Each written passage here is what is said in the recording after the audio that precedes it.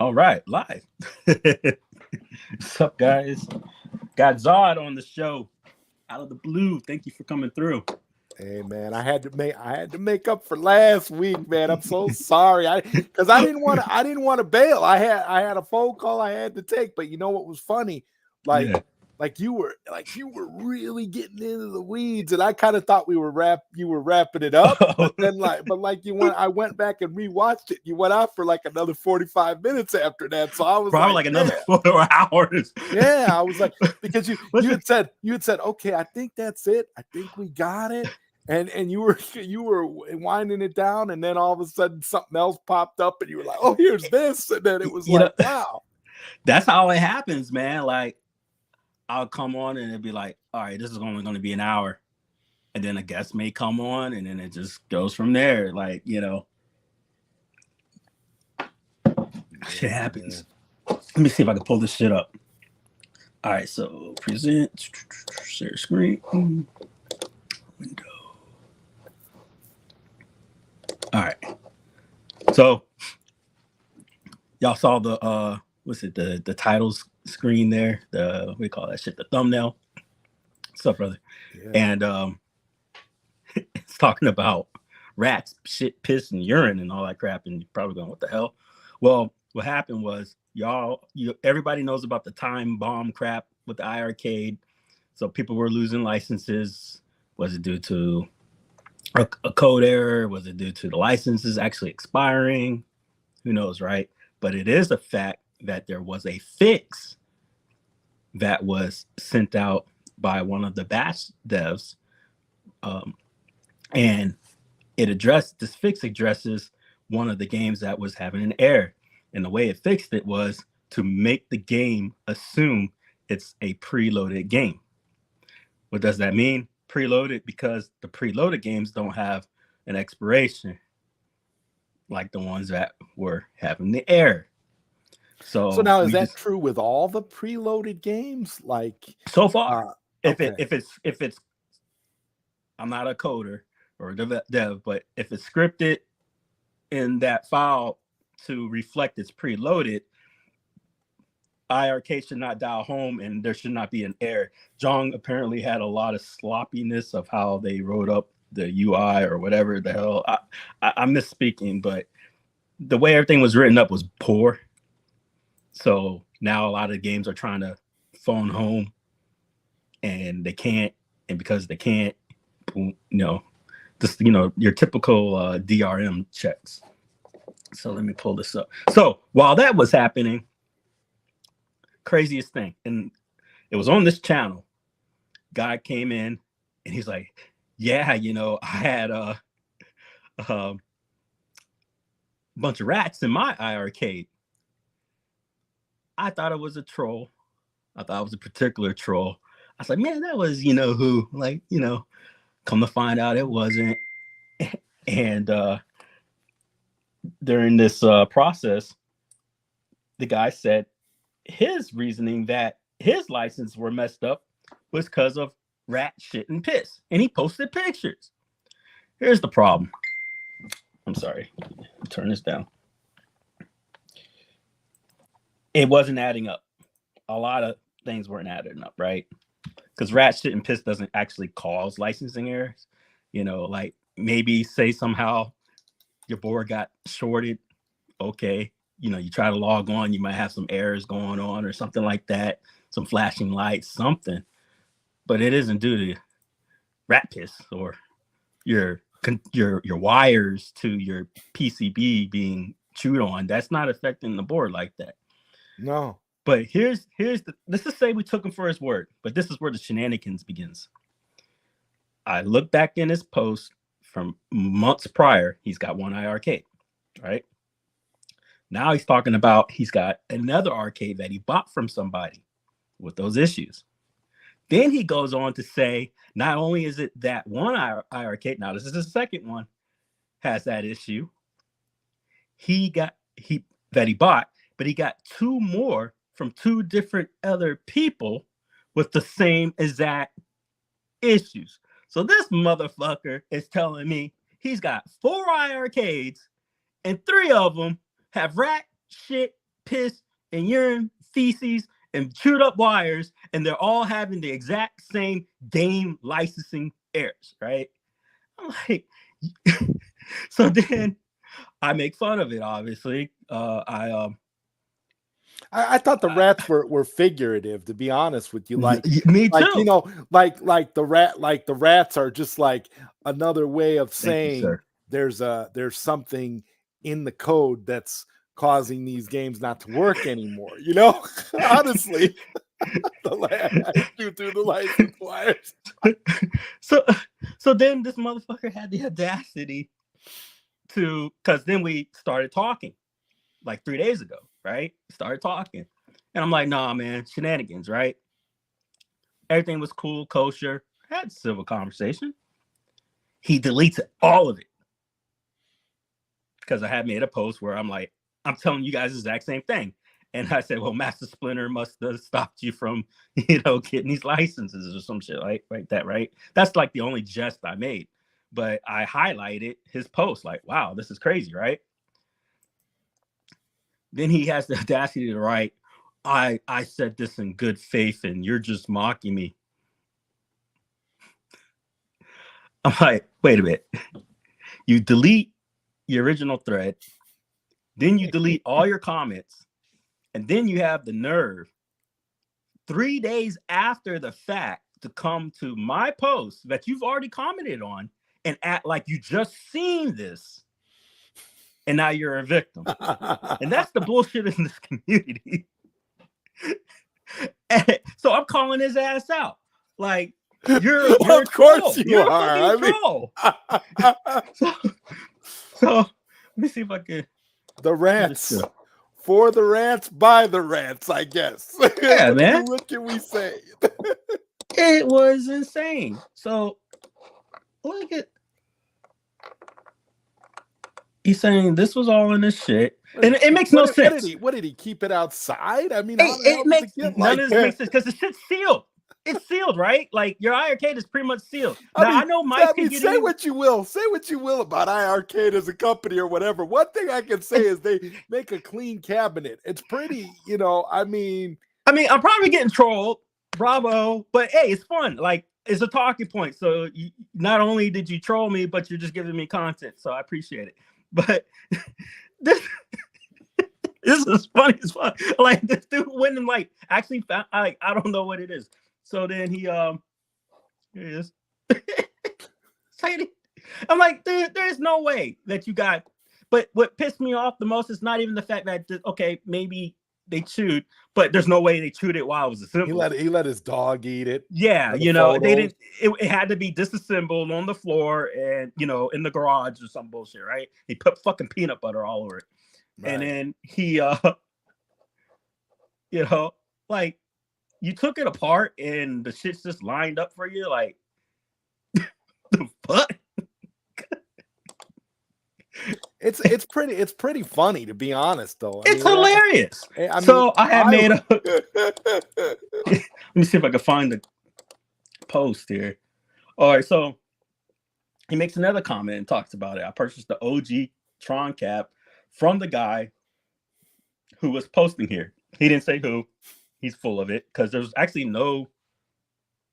I'm not buying it. Stating he lost some of his licenses. It turns out that mice actually caused the problems with this machine.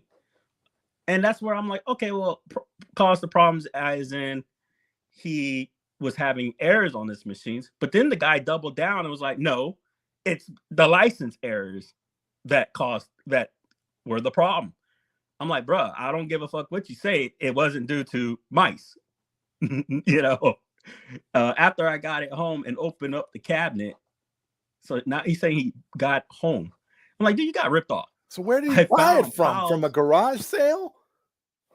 But here's the problem. He's counting for one.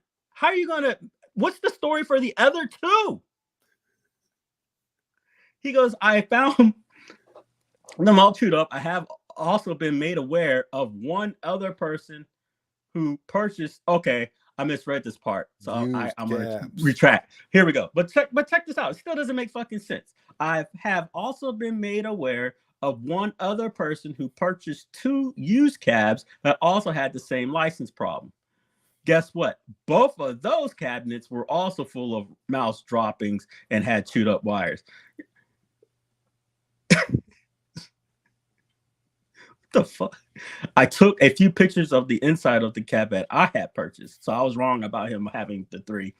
But the bottom was the worst, but I didn't think to take any photos at that point. So he's claiming he has 1, and he knows personally of 2 other people, or 1 other person who purchased 2 other cabinets with his exact same issues of chewed up shit and rat crap. I'm just not buying it, man. And if this is how the community lives, what the fuck? What does that say about people that buy these machines? Yeah, like you didn't do your. You just went out there. I mean, I kind of figured like it's a parody on, you know, the people that buy real arcades and they bring them home and they open them up and they find dead rat carcasses and droppings. When the person had made this comment, I thought it was somebody else, and I thought it was making light of when Sea Lion had got hers. Yeah, I was like, okay, it's possible. Sea Lion had that happen, and 19K Fox had that happen. A bunch of people when they buy the you know real arcade cabinets. But that's what you're going to get, and you expect that because you don't know how those kinds of machines have been being kept during all that time. Right, so that makes but we're talking decades. These are new. But you know, we're talking like a decade of never been attended to. Sure, the machine's probably already broken. At least a decade. Like you know, and when you buy it, you're buying it on the purpose of restoring it. Yep. Mm-hmm. You know, you're gonna sand and file it down. You're basically just buying the form factor. But this is pretty newish. This is like a 3-year company. Right. And it's not going to come to you in this condition. And you do have to question, like what you were saying earlier, about how some of these people are living if this is the condition that these cabinets are in. Like, for real. What are you sitting in it, using it as a place for a place to put your newborn child to sleep? I mean, what is the use? Oh, it's insane. Now, you know, they call it the Tron cab for obvious reasons. Sure. And then this cat's like, they made a Tron cabinet. I'm just like, I don't know, you're new to the community, but come on, bro.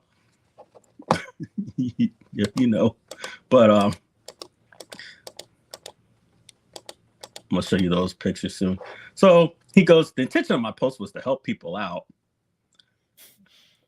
Now, this, mind you, this was 72 hours. See, look how old the post is. And we've already had a long diatribe back and forth, right? And he pretty much, I mean, I consider lost the debate when I was, you know, saying, look, you know, I get it. You opened it up and it isn't working, but that's not how this issue is working. You know, it's not your rat shit and piss did not especially cause a license issue, you know, in your cabinet. Now, was he saying, so he was saying this from the beginning? Was this before or after you brought out the evidence of the licensing issues? This was during the show, and I thought I had took the screenshot here, and apparently I didn't load it. So I don't want to like do too long. Like if I had the other folks, I would like load it up while they talk. But right. So on the show, he mentioned if you see here, Carl had said he had deleted his comment. So he came to this show, and when he was saying it, I'm like, that's some outlandish shit, right? You know. So even it's to the point where even the moderator was like, nah, man, not buying that story, right? You know, you sound funky. So I had mentioned it, and that's where he made the comment. Like that was me who made the thing, and he had posted up his shit as evidence. And I was like, oh crap! So I had made another post, and I did make jest of the rat shit piss, but I wasn't insulting it. I was just like, oh damn, you know, Master Splinter did something, right? You know, this is crazy that this happened. But then he tried to play victim, and make it like we didn't already have a long conversation and talk about it. Let me see if I can find it real quick. So, I wrote, you deleted your comments in this thread and the original one. Why? Because clearly you don't want to stand on what you said, right? After 72 hours, reposting to portray yourself as a victim of a plot. There's because this is after he says, feel free to disagree with me. I have no issues with that, but I have a lot better things to do to come here and explain myself just to be mocked. I said, there's skepticisms about a delay in addressing concerns raised in prior conversations. Initially, you had one cabinet citing evidence from past posts. You then claimed to purchase another cabinet from license issues, attributing problems to rat-related issues, including urine feces and chewed wires, allegedly acquiring 2 more cabinets, that's where I misread, with similar license problems and rodent damage brings to a total of 4, with 3 now inactive due to rat-related issues. I said, discontent arises over a joke made with doubts cast on your legitimacy of the rat-related problems affecting your cabinets. The narrative unfolded in a stream where you shared your story, but the deletions of the posts and comments raises suspicions of playing the victim after supposedly discovering this recent post. So, like I said, he wrote this as if he just like saw this thread in the group when he already had at least 10 to 15 comments that we discussed already that were laid to rest 3 days ago. Then he deletes everything and then comes out with this bullshit like, surprise, I've just seen this little shot for the first time. Fuck, it's a weird community. Like you gotta stop surprising people like this. It's like, really... what the fuck? 3 days later, you wanna go, like, were you dreaming about this? Were you crying about this at night? You know, people act like you just pull this stuff out of your ears. Like, oh yeah, it's your story, motherfucker. You know, it's your story. You're telling me rat shits took away your games. The rats stole my arcade game. Like, oh. and then he goes, well, this is a more of a common problem than you realize. I said, not in my house. Like, look, man, I live in the woods and shit. Rats are a thing. Like, mice can get into the cleanest areas. You know, sure. It doesn't, like, they will come if it's cold. They'll come for the warmth. Things happen. You know, you're not dirty just because mice exist, right? This here.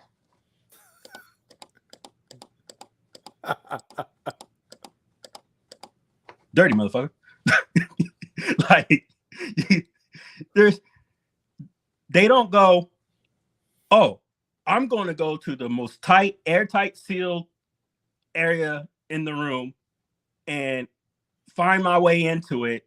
And then for food, I'm not going to go rummage to your cabinet or scrounge for other materials. I'm going to impossibly climb up a whole sheet of like 5 foot of fucking cardboard and then hang upside down and eat for substance your wires, and then I'm gonna piss on your PCB board. Like, make it make sense, man. Yeah, it's all programmed. See these rats all have their own little PCB, and they're programmed to go in and damage your Iircade. It's a big conspiracy. I mean, it's happening to, don't you understand? It's happening to like at least half of the 50 people who bought an Iircade. So that's 25 damaged machines. This don't make sense. So I decided to inspect my cabinet, and you know, I was hoping he would chop this up too. I was told the wrong information, that it was having licenses issue because the other guy just wasn't that bright. And come to find out, I got ripped the fuck off, not because it was licensing issues, but the guy was nasty and had rats in his shit, and because he had it in his garage or something, I'll give him a bone, right? But no, he wanted to double down. Like, no, this is not how this works. It's ridiculous. On another note, let me see if I have it here. Do you remember when we were talking about the cable networks having yeah, there we go. So I got confirmation. Maybe I'll get him later so I can do what I do and show. But he did sell. He's not only writing about it and telling the courts, because when you write on these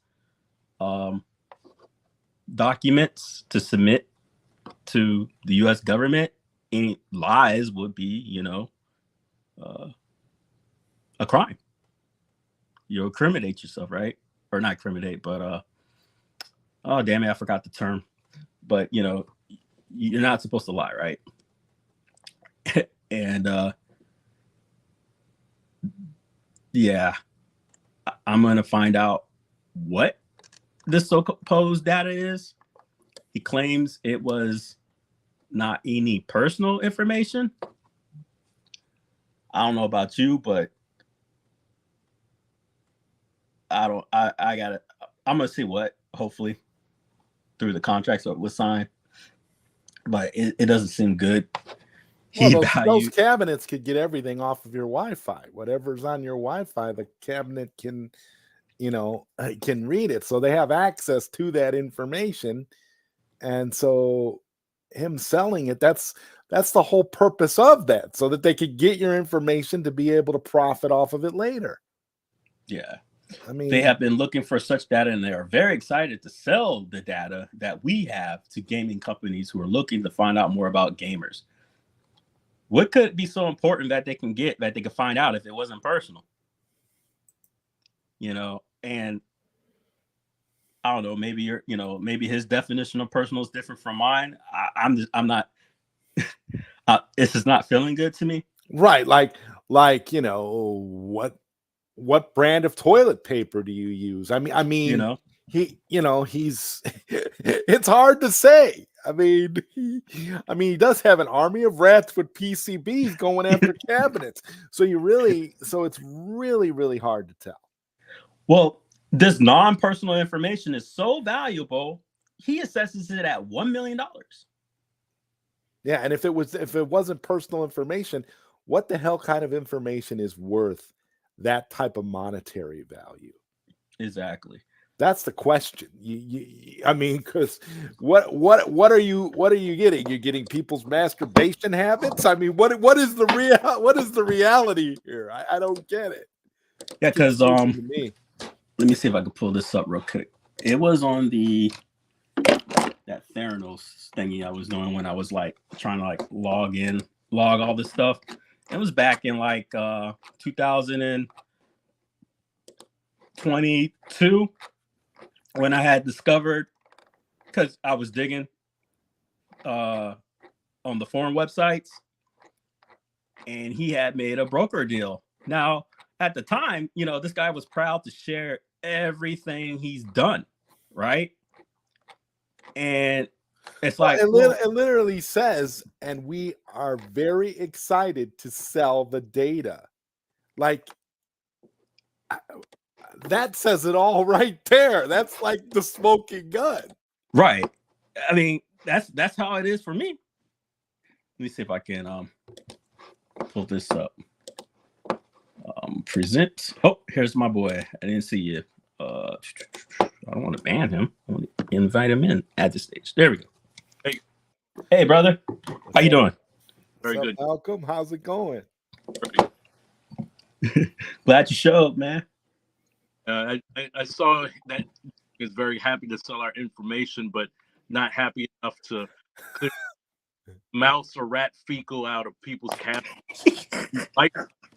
These license issues. I don't get it.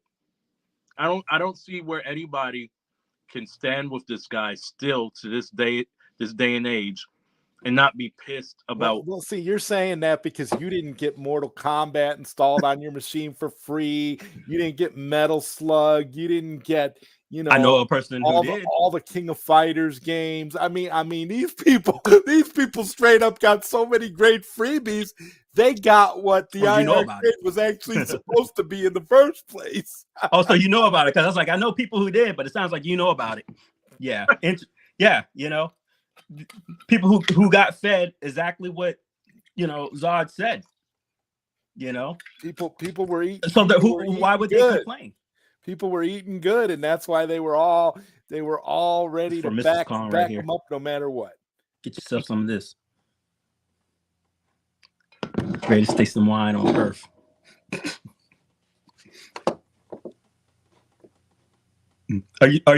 Were you talking, Prince? I didn't. No, I was just saying. Okay, gotcha.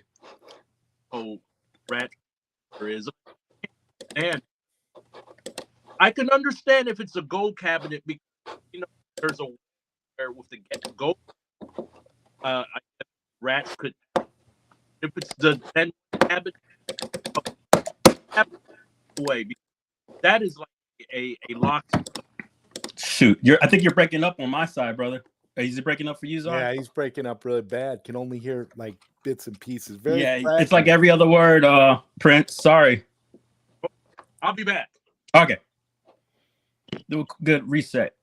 Yeah, I hope he comes back quick because he was really. He had great things to say. He had great things to say. I was getting excited. I was like, because I can't be the only one that knows about all these people that got fed behind the scenes. Yeah, man. These dudes got Mortal Kombat 1 and everything, and it's wild.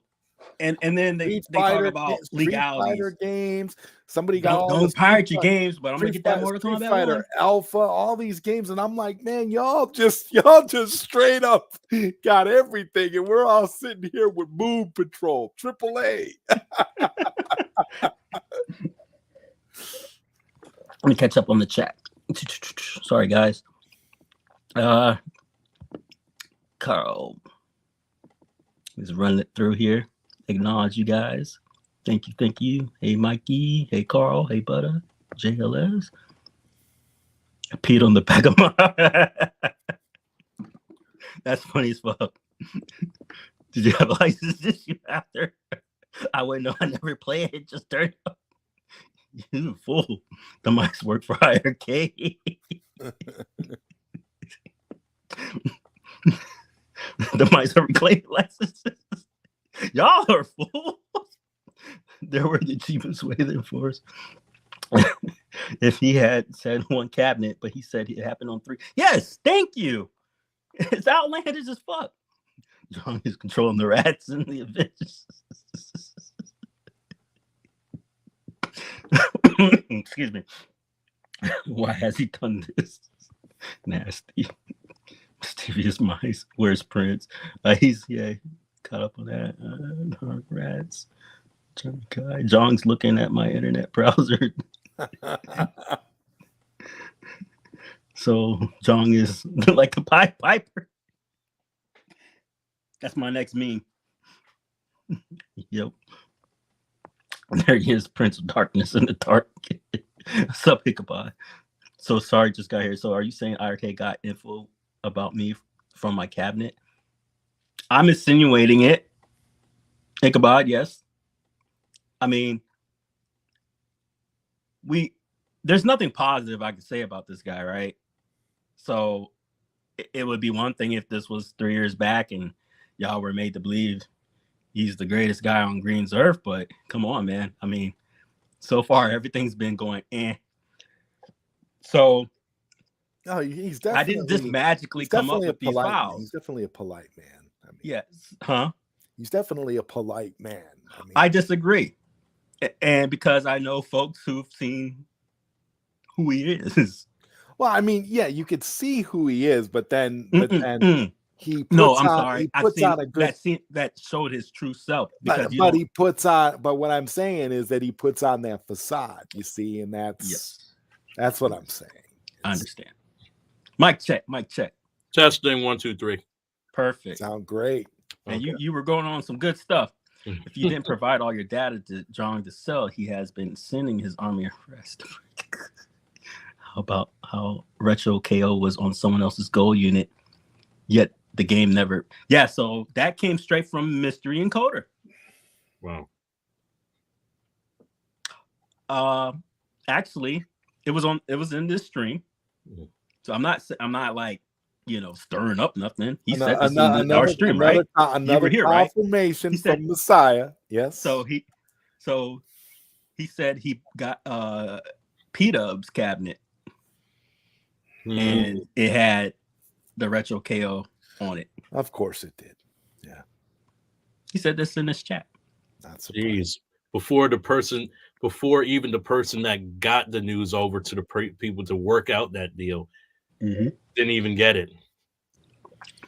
And then all the people that got screwed out of that retro punch out cabinet. I mean, yeah, that's the other thing, man.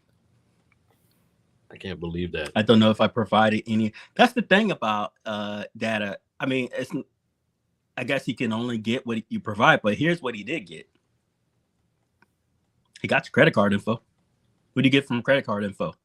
Name, first name, middle initial, last name, any additional crap you got on the end, like if you're the third or the fourth or something like that, right? They got your address, right? So, and I mean, that's pretty good info. So then with your address, they know where you live. They know your demographics, your age, what you're purchasing, so they can easily go, this is Ichabod Crane from blah, blah, blah. He lives here. He logs on to his Iircade at 3 a.m. in the fucking morning playing Moon Patrol. Like this is data that they got. But it's data you agreed to. Yeah. These guys sold us games in the last unit. The Rat King sent them to the God, you bought a game. He's got your info. Thank you. It does sadly seem like the Iircade was a scam. Yeah, I didn't want it to be. I got one, man. Yeah. Like I got two technically. Why would I want to scam? Why would I want to? It's a well-built machine that was used to facilitate a scam, basically. Yes. So right here, this guy shared everything with the community. Why wouldn't he be proud of this? You ever heard of this? Why wouldn't he say, "Hey guys, we did some great, amazing things. I can't wait to share it with you, with the community. I sold your data." So my assumption was at the time, because I didn't have the facts, I just could only, go off of, wow, what's a brokerage about? My theories was he was going to go to the software realm. He was going to do exactly what he was doing and sell your data to companies overseas. I was thinking like India and stuff like that, but supposedly, according to his own words, Korea cable companies. And I did get confirmation it was Korea cable companies. Hopefully I can show the receipts to back my words. But hey, you know how that goes. Right? Let's see here. And one thing too, they're so happy to sell that information like was in that page that you show, but not happy enough to pay off the developers that earned the money for making those damn games. Well, the thing is, he was happy enough to have it on the internet, but he was not happy enough to show it off to you guys. Y'all didn't know nothing about it until I'm the one who dug on Korean news networks to find it. That's why he was spending so much time in Korea, because he was. This was exactly. I agree. So this was something that was like way back, right? You see October 16th, and it got brought up because I was in that fan page, and I was mad because at the time I was like, you know what? I haven't given the Iircade a true shot since I've been booted from the group for no fucking reason, thanks to the jerk off you're about to see. Because I was in the Iircade program to get free fucking games. That's gonna be my rant. And I booted I was going to boot up the machine to start shilling again. I was like, you know what? I'm negative, about this. Even though I had a bad experience, I got to stop being jaded about it. I'm going to show this off. Right. First time I load up, I'm like, you know what I'm going to do? I'm going to play bash bowling with a guy I just met in the fan page, and I'm going to stream it. And I'm going to get back into the Iircade. But what happens to me? My games are being deleted. Wow. My bash game got wiped, and other games started just magically removing itself. 40 fucking days. I would go in the Iircade zone and make a complaint to Gunther and Dom and Bill, going, yo, they're not helping me. Bill's like, he's an open developer for them at the time. He's like, yo, they owe you a new fucking PCB, like, they got to fix this. Wouldn't do it. Kept getting back and forth. Poor Caitlin, she was a moderator and on the team at the time. And after being ignored by this one, I forgot the fucker's name, but he was helping out. He was the customer service. Deus? Yeah, worthless. And he had the nerve to send me over to Kate. So Kate going, hey, me tell, what's happening? And I'm like, if you don't send me fucking back to this guy, I'm not repeating myself again. I said, he done fucked you over because I've already explained all this shit. How about you read all the fucking information I already said? She's like, okay. And she sent me back. And I threatened them. I said, you know what? I said, if you guys don't fix this like ASAP, this is 40 fucking days in. I had over 30 email exchanges, 40 days in. All right. I said, I'm going to make a BB Better Business Bureau report, and I'm going all in on your asses. Right then and there, the next 5 minutes, came back, got my update, everything good to go. So they can really do that at the push of a button. It's that easy. Wow. Yes, they can. And I got, once again, confirmation because I've seen it in the Telegram messages. John would, if you did a chargeback, John will wipe your shit. Yeah, that's how I got Circus Interstellar removed from my cabinet, and I was accused of uploading it or stealing it through the hack or whatever. And I'm like, wait a minute, the Circus Interstellar guys, when I start giving out codes for, we were trying to get what is it, the cabinet's information from everybody. We were trying to get it so that Iircade could load it up to people's cabinets. And then just one morning I turned it on. I'm like, holy shit. My shit is gone. What the fuck is going on? So they have the power to do it. So let me give these guys some clout. But this is relevant to what I was talking about, and this is what occurred. Let me see here, please. Cabinet, look at that. That's not the one. Nice marquee. Why does it do this shit? Okay, here we go. Let's see here. All right, so it's actually playing, but okay. How do I pause this shit? Oh, it's all the way over there. Cabinet, look at that. Oh, Nice sorry about marquee. that. This fucking format too. This shit sucks. I think I'm doing like a recording on a recording, so I can't figure it out. Is this playing? Nope. I wish I could pause it. Michael, what's going on, buddy? How's it going, guys? Thanks for having me. What's up, Michael? Gender, I do cry every single country, time. identification numbers, like all this stuff that they're Just allowed to collect. A single A tier. single tier. A single tier. You get like a notification on your phone. Rainwater just refunded another game. Connect the server that way, so I know. Like, Oh. we just track you all down. It's fine. We got all of our information on our machines. I got information. It's scary how much he probably knows about us. He's got our addresses, credit card information, everything. Well, Michael, so you're kind of a big deal over at Iircade. You wear many hats. I know you work with like the customer service team and the QA team, and you do a lot of stuff hands-on yourself. Can you kind of give us a little background for those who don't know you? Like, what exactly do you do at Iircade? What's your role? So I'm the director, the executive producer at the company. So I do a little bit of everything, like you said. I do deal directly with our customer service team. So I do see your messages to them and things like that. A lot of times they'll come to me and ask, like, can we do this? Can we do that? Or like, how do we want to respond So to you this? see all my I messages deal with and all you was that. I ignoring. deal with our QA team, of course. So originally I was hired in for just testing originally as a QA Can't lead. see it. So I did that. So originally it was just me actually testing the game. So Now all he's those over at 11 Games, preloaded games and thinking things like that that, a lot of placement. Sega games and stuff that released really early Oh, on. this is That was when actually just me testing those. So I did all that. Oh, I this still do was games back testing. when I got booted I work directly with all messages. of our developers. Yeah.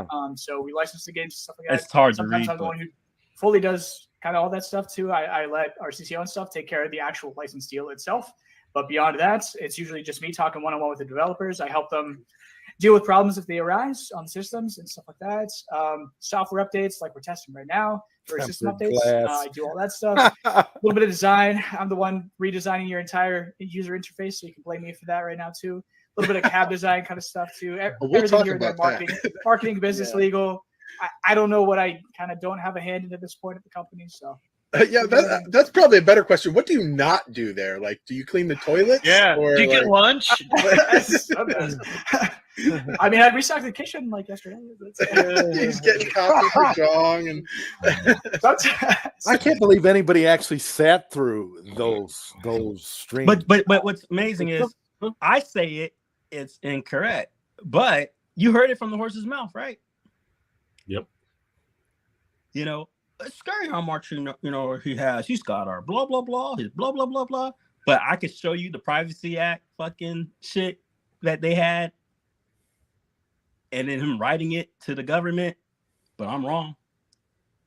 Now I played you these motherfuckers, you know, audios.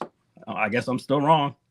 You know, like, telling you the truth in plain sight, telling you exactly what's going on and making a joke out of it, you know, making it seem funny. Crazy. We're stealing the information from you. Yeah, we're infringing on your privacy and encroaching all your private information. But you know what? It's okay. It's great. It's great that they know where we live. It's great that they know everything we do. It's great that they know how often we play with ourselves. It's great that they have, all of this stuff, but don't mind that. Just buy these second tier, third tier games and be happy. Okay, give us your money. So Carl, you're not in the. I heard you. That's great information, Zod. They it's confirmation. They're not. It's not tempered glass. Hell no. If you didn't know, it's not tempered glass. It's so funny. So. Somebody had a temper with your glass. You're right. It's the name of, you know what it is? They get away with calling it tempered glass because the name of the company that creates the slab of glass that they use is called Temper. So that's how they get away with calling it tempered glass. It's like when they say that, like these hamburger companies tell you that the meat that you're buying is 100% beef. Right. And they get away with it because it's not 100% beef, but the name of the company that processes the beef is actually called 100% beef. That's insane. So legally, when they say it contains 100% beef, they get away with it because the company that processes the beef is called 100% beef. That's insane. It really is bizarre how these things work. And I just chalk it up to that. It probably is that, tempered produces the glass. So therefore they can call it tempered glass. I was looking into these title agreements for a friend. And there's two contracts. One's from 2021 and the other is from 2020. 2021 one is a second renewal that includes 14 additional games, Space Invaders being one of them. So they had Space Invaders since 2021, by the way. That got renewed on the second term. But the first one was interesting, and I got to get to the bottom of it. The first one was in 2020 for a 3-year contract. I'll confirm. But it was a 3-year contract, 2020. It was in October 2020, right? For 3 years. So that would mean that it expires in October of 2023, right? The game in question, which was an Android version, was Space Invaders Gene, or whatever the hell it's called, right? Yeah, Infinity. Didn't that game just come out with the Space Invaders in like August? Yeah, because I think the one that Michael per se created, and then that one came out maybe 2 or 3 months later afterwards. Right. And I would have to get with, the people who know this stuff better. But I mean, I don't think it should take rocket science if you have a term of agreement of a signed date and it says it lasted so many years. From that signed date, that should be the expiration date, correct? Where you shouldn't be able to sell no more. Now, that doesn't mean that somehow magically I didn't get the new licenses that occurred. But if you want me to believe they got new licenses when they're about to go bankrupt and they paid out $100,000 or some bullshit already for this, and they didn't, pay taxes for 3 years, I'm not really going to go for that. But hey, have at it. So I'm under the impression they were selling Space Invaders Gene expired. Yeah. And then here's another interesting thing too. If you beat the game, I don't know how they did it, but in the credits it has I think developer credits for John Wook-shin in it. Yeah. Because it's okay. I know how to because get it's a port, because it's an in-house altered code kind of a thing. So if it's true what he said, which is kind of impressive, but or not, because I guess I could go on ChatGPT and do it. He made it from scratch from Unity, he being Michael's fallback. And then he was crediting himself, saying that he had to do all this meticulous work to make it basically pure to the original. Wasn't even really all that playable on the Iircade, though, to tell you the truth. It was very buggy. Bullshit. It was a 20 out of 10 review. It was perfect. It was flawless. It was better than Teenage Mutant Ninja Turtles and Mortal Kombat. Crashing. It kept crashing for me. I got a refund on my copy. You're a hater, and you're just lying. I guess.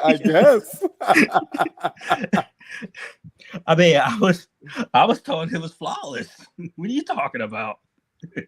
That's crazy. There's very few games that run on the Iircade that are flawless. Let's just put it that way. I hope it works forever for you, man, and never stops working. The problem is there's too many people coming out. But let me talk on this. Mm-hmm. Now, this is what I'm gonna be straight up. This is what really irks me about this community. Some of the laziest motherfuckers never contribute to shit. Everyone's sitting here asking, well, what games are infected?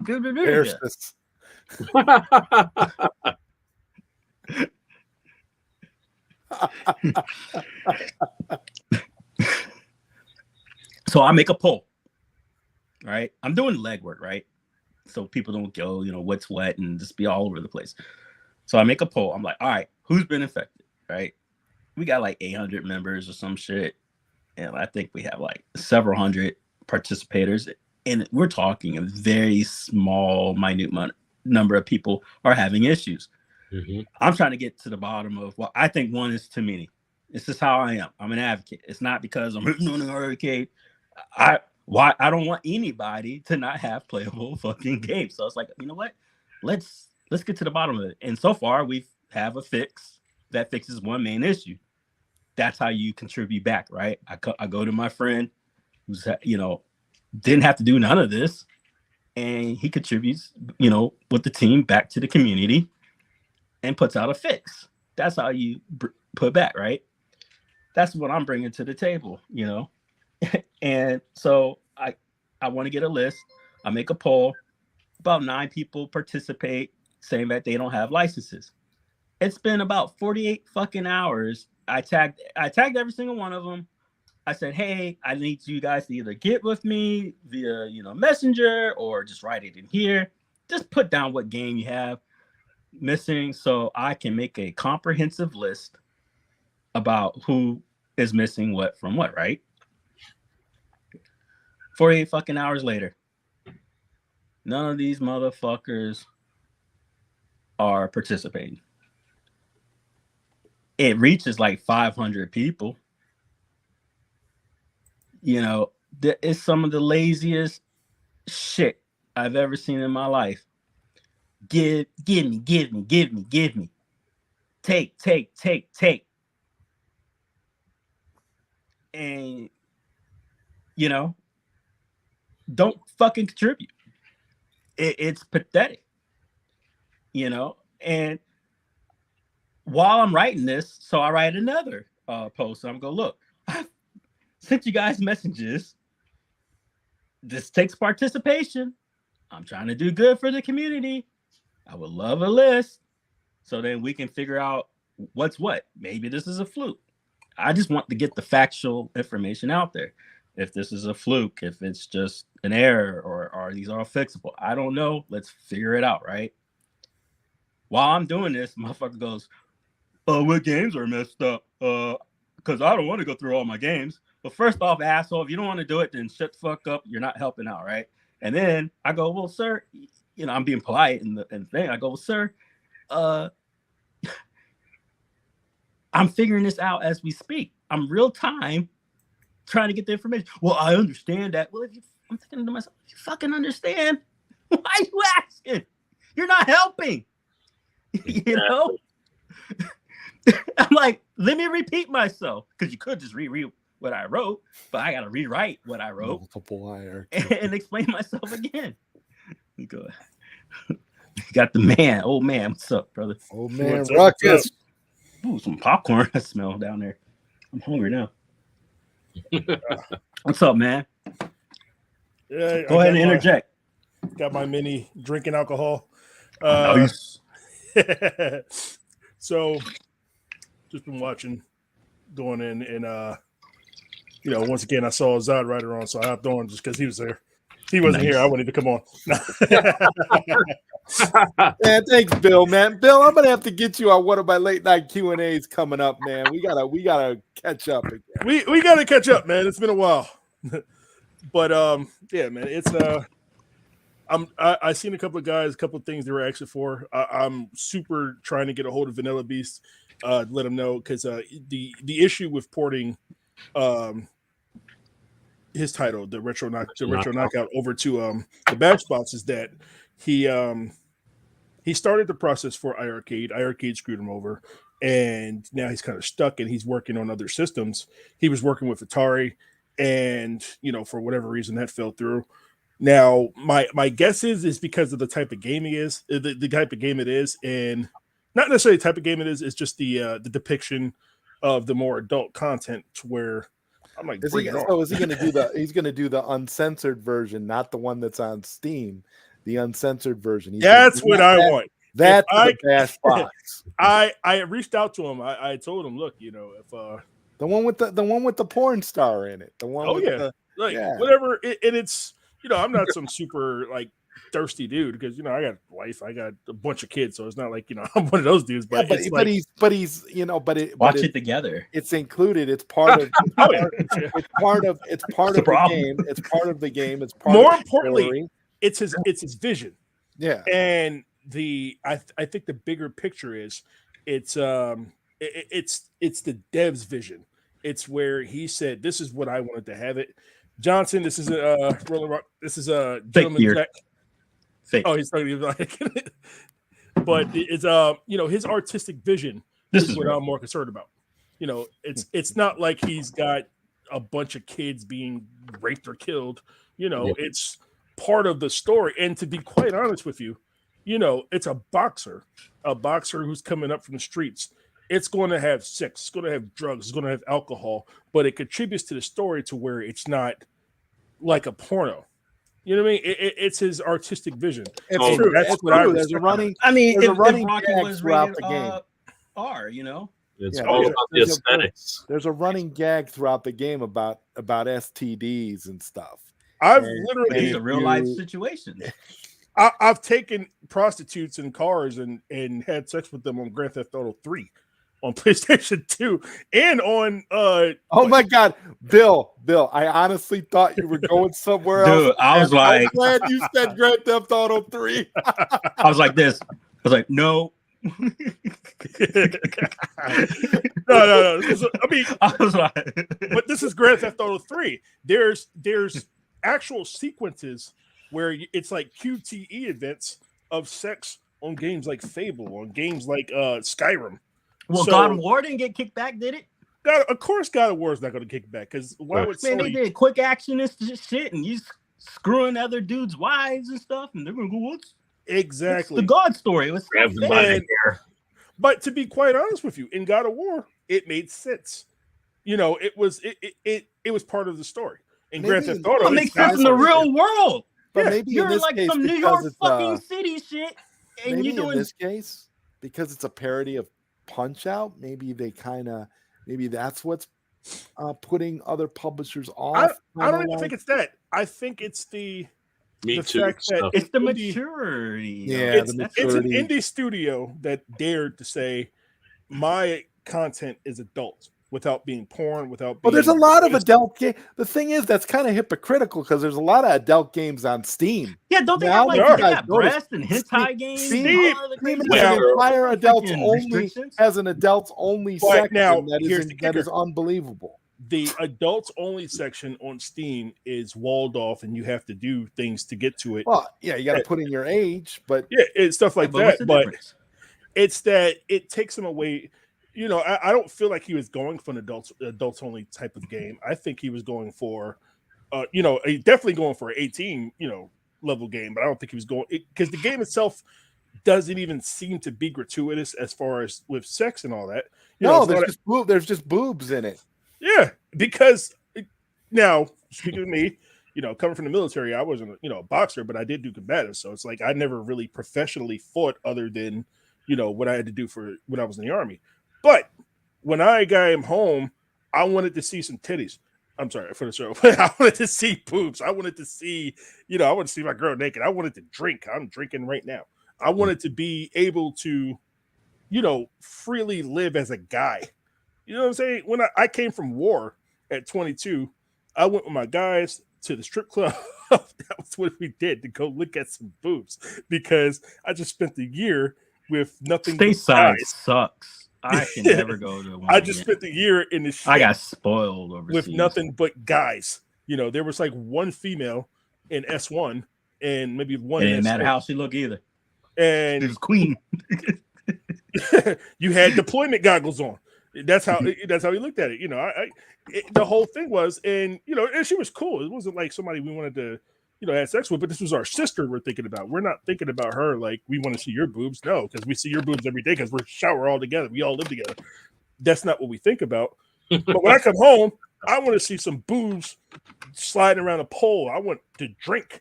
I want to, I want to enjoy myself being a guy without going overboard, obviously. Amen. But, once I get off, when I came from Iraq, this is what I want to do. So I could assume as a boxer, when you're trying to, you're out there, you're fighting, you're doing things.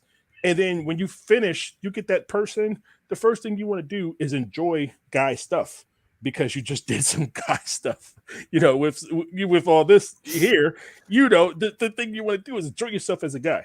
And let's say it's gay. Okay, cool. You got a gay guy. He wants to enjoy things as a gay guy. Either way, you either want to see something naked in front of you, man or woman, however you choose to, identify yourself, but that's how you roll. But with this game, this is what he was choice. He was a heterosexual male, came from boxing. I want to see boobs. And that makes sense in the story. So Yeah, it does. I want his. I mean, it's in every mature movie out there. Movies for guys who like movies. I mean, what? Like, I was on. Exactly. Six. Well, What, shake what was that shake one? Wolf from Wall Street, freaking snoring Yep. up the girl's asshole and shit. Like, That was Jonah Hill. That was Jonah Yeah, Hill. like, if you're gonna, I don't get it.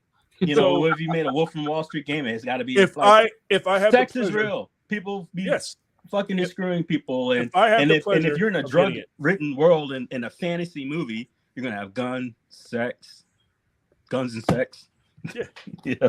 So if Vanilla rocket Beast, science. you know, grants me the And pleasure it sells. of doing Retro Knockout on the Bash box, I want the uncut version. I want the director's cut. I want his version. His original vision is going to come to the box, and and that's where I remember a while ago, before I actually announced the Bash box, I was trying to get a hold of him because I knew what happened. I knew what was going down with Jong, and I was like, look, you know, if whoever could find Vanilla Beast, get to this guy with really, you know, as fast as possible. I'm even more excited about the Bash box now. I mean, man, with your passion for this. I don't necessarily want gratuitous porn.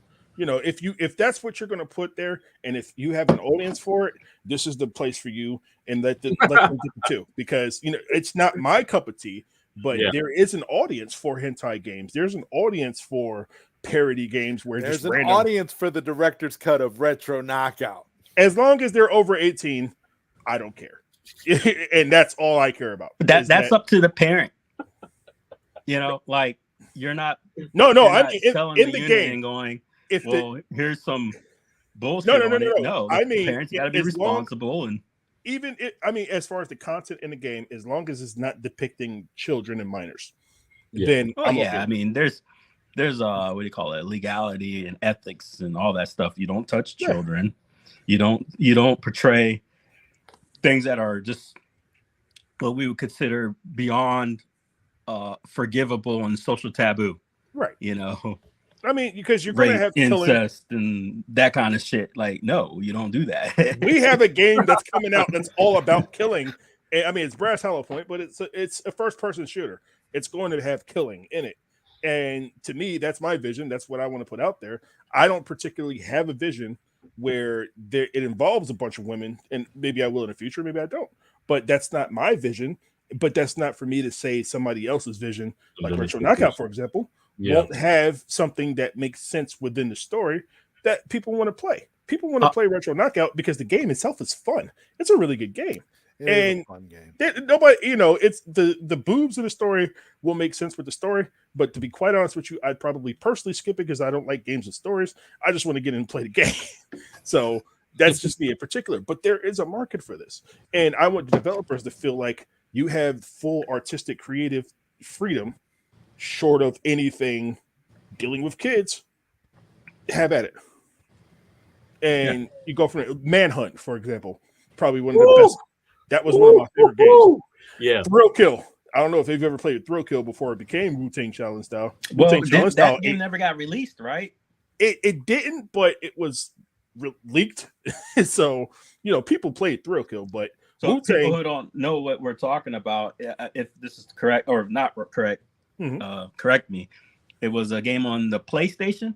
Yep, PlayStation 1. And it was not released, and it was basically their answer to Mortal Kombat, and you know, and what I mean by answer to Mortal Kombat was the gratuitous violence of it. But I would say it was like more of like a Power Stone. Somebody to death with an arm. It was definitely like arm off, and it was more Power Stone than Mortal Kombat. Yeah, like it was like a Power Stone meets Mortal Kombat, and I say this because of the way the finishers were and stuff like that. And but you had like controversial characters around, the way you move around in the game, like a lady in BDSM gear. Yeah, you know. But Wu-Tang, but if you really play Thrill Kill and then go back and play Wu-Tang Shaolin style, not the normal 9 members, the actual hidden characters, they're all the same people. They all still have the same fighting styles. I actually went back not too long ago and played this and really paid attention to it because there was you know, I main Jizza on Wu-Tang, but his counterpart Wuji, it does the same moves, but then there's a whole subset of other characters who fight just like the people from Thrill Kill. So when I was playing, I went back and played Thrill Kill later. Then it was a little bit different. It was like, all right, you know, I went in there and I knew what I was doing because I was playing Thrill Kill. See, that's an actual Wu-Tang Shaolin style move. And that character right there, that is Jizza. That's how Jizza fights on the game. So they're the same characters. And I particularly love Wu-Tang Shaolin style. It's one of my favorite games. So And the gratuitous violence makes sense in the game itself, and that's what's the key. It's that Mortal Kombat couldn't be as gratuitous as this game because that's not how it plays. You can't. But Time Killers, for example, is one of the better examples where you cut off somebody's arm, but it makes sense in the gameplay because that's how the game plays. You can fight with another arm. And so then, back in the day, you would get this game by downloading it, like LimeWire or whatever what was it? Kazaa, Morpheus. Kazaa, Morpheus. Yeah, You're talking old school when you say Kazaa, Morpheus. Yeah. So Thrill Kill was the first PlayStation 1, first game for PlayStation 1 that I actually ever pirated. And it was very much the right first game to pirate. But would it be pirating if the devs were like, well, I guess it would be because Sony owned it and they released it without their permission because Sony didn't own it. They never made it to publishing. Virgin owned it, but Virgin got it denied. It wasn't until Activision came in. Activision took the whole engine, turned it to Wu-Tang, and only cut it somewhat. They only cut the... But to go back, what we're seeing now was never released, and we had to go online and get it because the dev leaked it, right? Yeah, okay. And that dev, and I think they only did that because Wu-Tang came in, and then when Activision took it over, it's the same game. It's just different costumes. I never knew that. The exact same engine. That last character you had shown, I think it was Tormentor. That's Jizza. That's as a whole fighting style. That's how he plays. So when I went and played Thrill Kill, went back and played, I was like, oh, I could do the same combos. The game is the same. It's literally the same game, different costumes, different stages. And it's awesome. A good game. It's really a good game. So, for me in particular, I like games where the devs are able to express their artistic vision. Plus, with Bashbox, shameless promotion, devs are going to get, they're going to get 90% of their income back. Whatever I can do to help devs get their stuff out there without having to go through the red tape of the Sonys, the Nintendos, the Xboxes. Because Mensa, you know what I go through just with dealing with Xbox, dealing with Nintendo. So it's not like it's an easy process because they have stringent QA with their titles, which they should, and that's fine. And it's not that we don't have QA. It's that I'm allowing devs more freedom to be themselves because that's what I want. I'm making this box, and I'm it's a recurring theme where I always say I'm selling to myself. I'm selling these things to myself. This is for me. I'm building this not just for everybody else. I'm building for myself. This is what I want in a system. And I've always been told, oh, if you want it your way, you got to do it yourself. I got to do it myself, huh? All right, cool. I was fortunate to be blessed with guys who also believe in my vision, who want to help me make this come through. And that's the key to this all too. But I'm selling this product to myself. Mm-hmm. If I wouldn't want to buy it, I wouldn't want to sell it. So it's got that rock chip in it, right? The Iircade 3588. Right? We're not using the S model. And now performance-wise, the S model boards, the 3588S, from what I've seen, isn't a big difference. It's just a big difference in how it accesses more RAM. So from what I understand is that they having an 8 gig system with the Iircade 3588S versus the 3888. The 3888 is better. So the S is in most systems out there now. It's going to be in the games, the Legends 4K, the Pinball 4K. That's what they're using. They're using the S model. So when I was looking up these chipsets, because there's a lot of buzz, either it be positive or haters. Right. Well, what makes this different than like an Alibaba thing, right? And I was looking, and ours is you have something, on the rock, and it says a core. Yeah. What is the core? What defines the Iircade 3588, and it's got like an octa core or a hexa core or a dual core. What is the cores? It's buzzwords. So cores in processing is almost like having back in the day where you were cool if you had 2 Pentium 4 processors in your CPU. It's because back then it wasn't really multitasking. It was faked really good, but now with multitasking being more prevalent, each CPU has the capacity to act as multiple CPUs doing multiple things at the same time.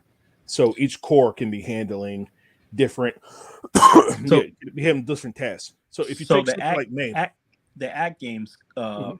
Rock, I'm saying this right, correct, right? the rock ship, Yeah. So theirs is a what core?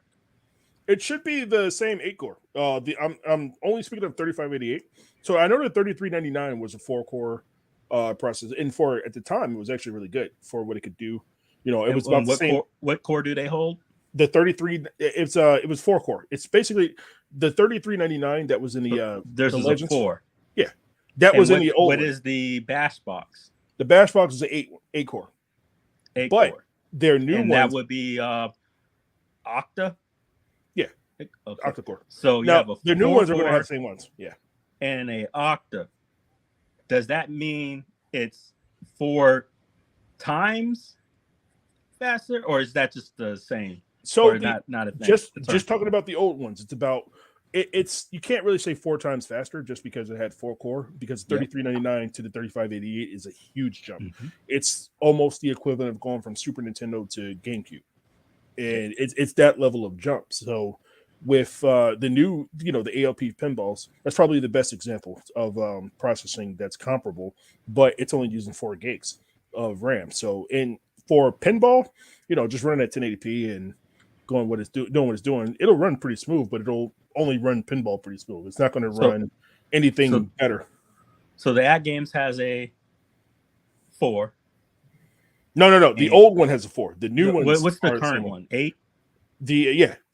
It's got the same. It's got a similar processor to the bash box. Okay, cool. Yeah. So we're running equivalent. Mm-hmm. Gotcha. We just have more RAM in ours than they have in the pinballs. So we're both running a octa core, mm-hmm. and the bash box is sporting more RAM. Right. How much RAM does the bash box have? The bash box has 8 gigs of RAM. And how much would the At Games variant have? From my current understanding, it's 4 gigs. I'm also considering a model with 16 gigs.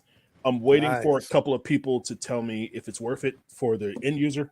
Because Mensa, you know me, what I'm trying to do right now, but it's the goal is to keep the prices as down as possible.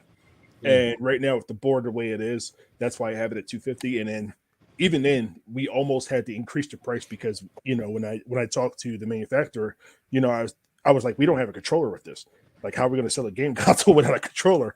And they were like, that might cut into the profits. I said, I don't give a shit. We cannot sell a console without a controller. And that was just my whole thing. I feel like, users might want keyboard and mouse too, but that they can go get on their own, but it has to at minimum come. You should have a bash box branded mouse and controller to buy as a separate accessory if people want. Now I'm considering this, especially That's an idea. Especially since I've been talking with people out of India, and India, for some weird reason, is becoming increasingly more excited about the system.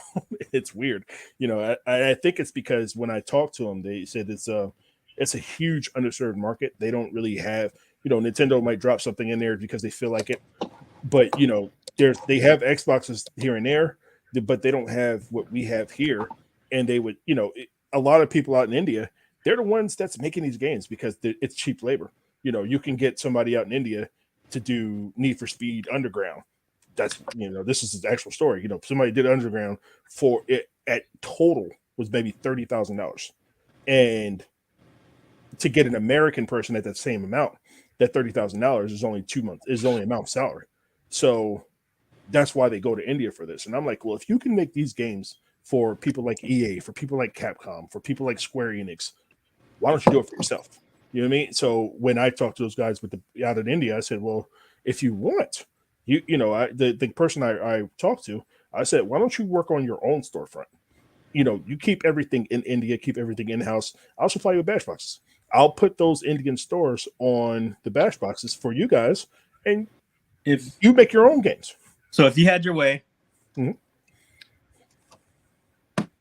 which I know you will,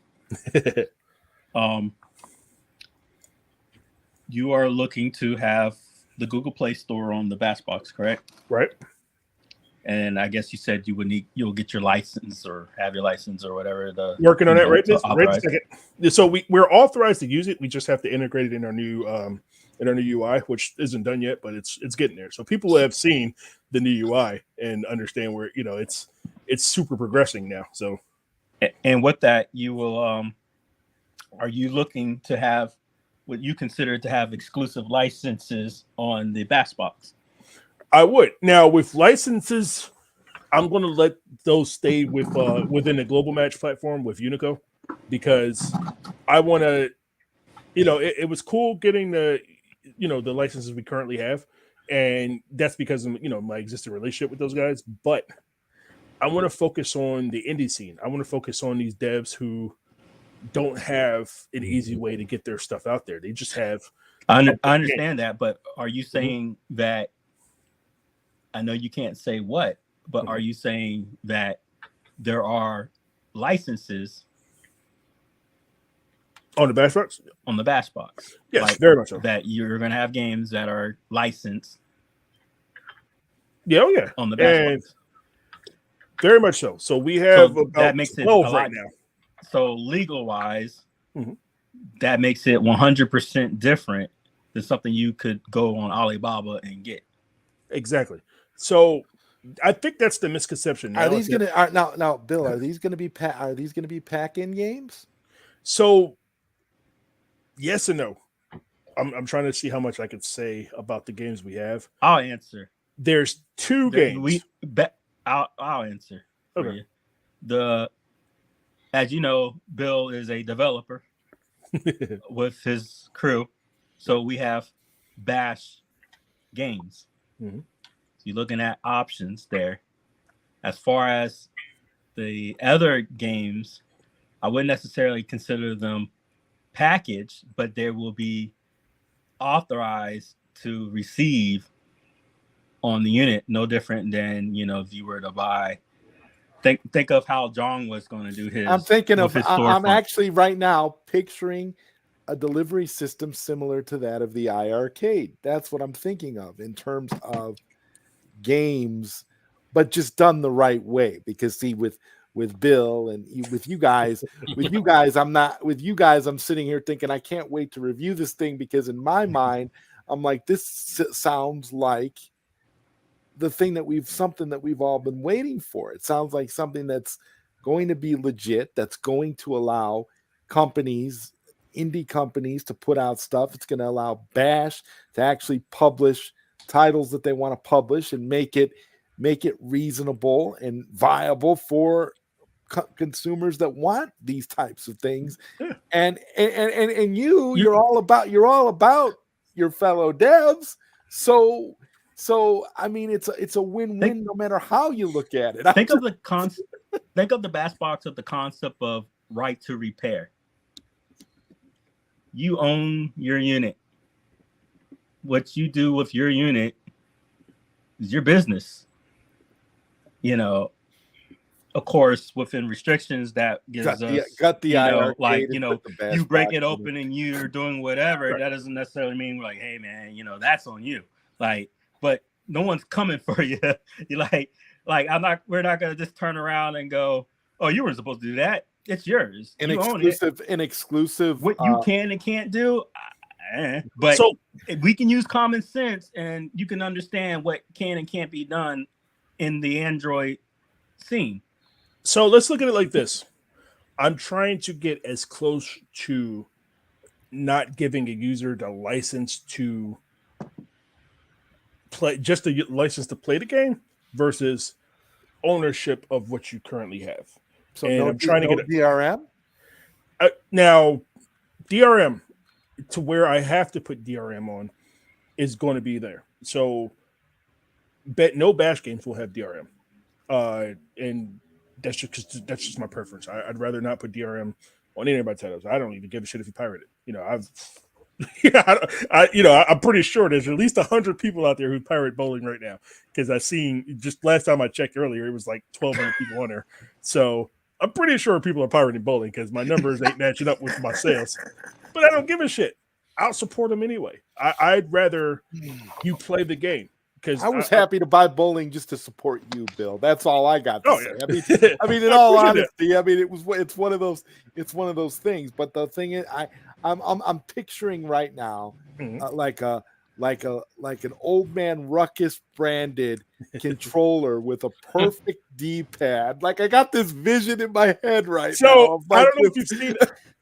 I don't know if you've seen the controller. The controller was super tested by me because you remember I come from the FGC, so I'm playing games like King of Fighters 13, 14, and 15, pretty regularly. I play Street Fighter 6 regularly. I play Mortal Kombat 1 regularly. These are my titles, so this has to work with these games. So obviously, I don't have a lot of those on there other than through Game Passing, cloud streaming, or Moonlight. But when I'm playing this, these have to work. And because it has to work, I need to be able to do my combos the way I need to. I need to be able to get my frame perfect links in, especially with King of Fighters 15. I need to be able to play like I play normally. So this controller was designed, once again, I'm selling something to myself. So, at the same time, I had my kids test out the N-Log sticks. They play Roblox like religiously. So I just handed them the controller and said, hey, play Roblox, let me know how it is. And my son stole my dev kit, so I'm gonna need that back tomorrow so I get back to work, but that's what we do. That's wild. This is that title shit. And nice. Tell me if I misread this. Dated 2020 October. Right. 3 years from that would be what? 2023, right? Right. What game is in question? Let's go down to the bottom. We are talking about, it's pretty lengthy, Space Invaders of Vintage Gene. Y'all remember when that, and as we stated before, y'all remember when that came out? Before or after the original Space Invaders game? So Space Invaders is a little bit tricky with licensing, only because I'm dealing with it currently. So a little bit of transparency. So how, the side works. Space Invaders isn't owned solely by Taito anymore. It's owned by Taito and Square Enix. So when there's a situation like this, where the IP is owned by multiple companies, then both companies have to have two separate contracts with both companies. So when I started working on title I was getting back then, Wu-Tang, I was getting back to Wu-Tang. We couldn't license it because there's music copyrights, and that was fine. But Activision actually owns the engine of the game that they bought from Virgin. So Activision told us no, while RZA told us yes, because RZA owns everything Wu-Tang. So RZA said yes. I went through his brother Divine, and they, it was actually a really good conversation. I went through it. Another guy, his name is Adam Goldberg, and he's really dope dude. And he, he said, like, Activision might tell you no, but at least on our end, we're cool with it. And, let us know how we can help you, and we got your back. So, it was super dope being able to talk to those guys, but Activision said no. And I don't think they said no because of that at that point, because one, they wanted $100,000. I don't have $100,000. I got $100. And two, they were working on different licensing with at games at the time too. There's something they couldn't tell me about, but just the timing of it just felt like this is probably what was happening. I worked on Activision titles when I was with At Games, so there's NDA stuff I can't talk about. But as far as licensing, I don't know how that worked with PK and those guys. But how much did you drink? They were. How much did I drink? Not a lot. Huh? Not a lot. Yeah. You missed the point. What? Oh, yeah. You see this? Yep. This? When did this come out? Did it come out? Yeah. Yeah. After the original Space Invaders. When did Space Invaders come out? I remember Space Invaders. Now, Space Invaders, I remember was coming out because I remember Mike. We were going to work on Space Invaders. So Ryan was actually tasked with Space Invaders. And then we looked at how we were going to do it. We actually found a way to do it.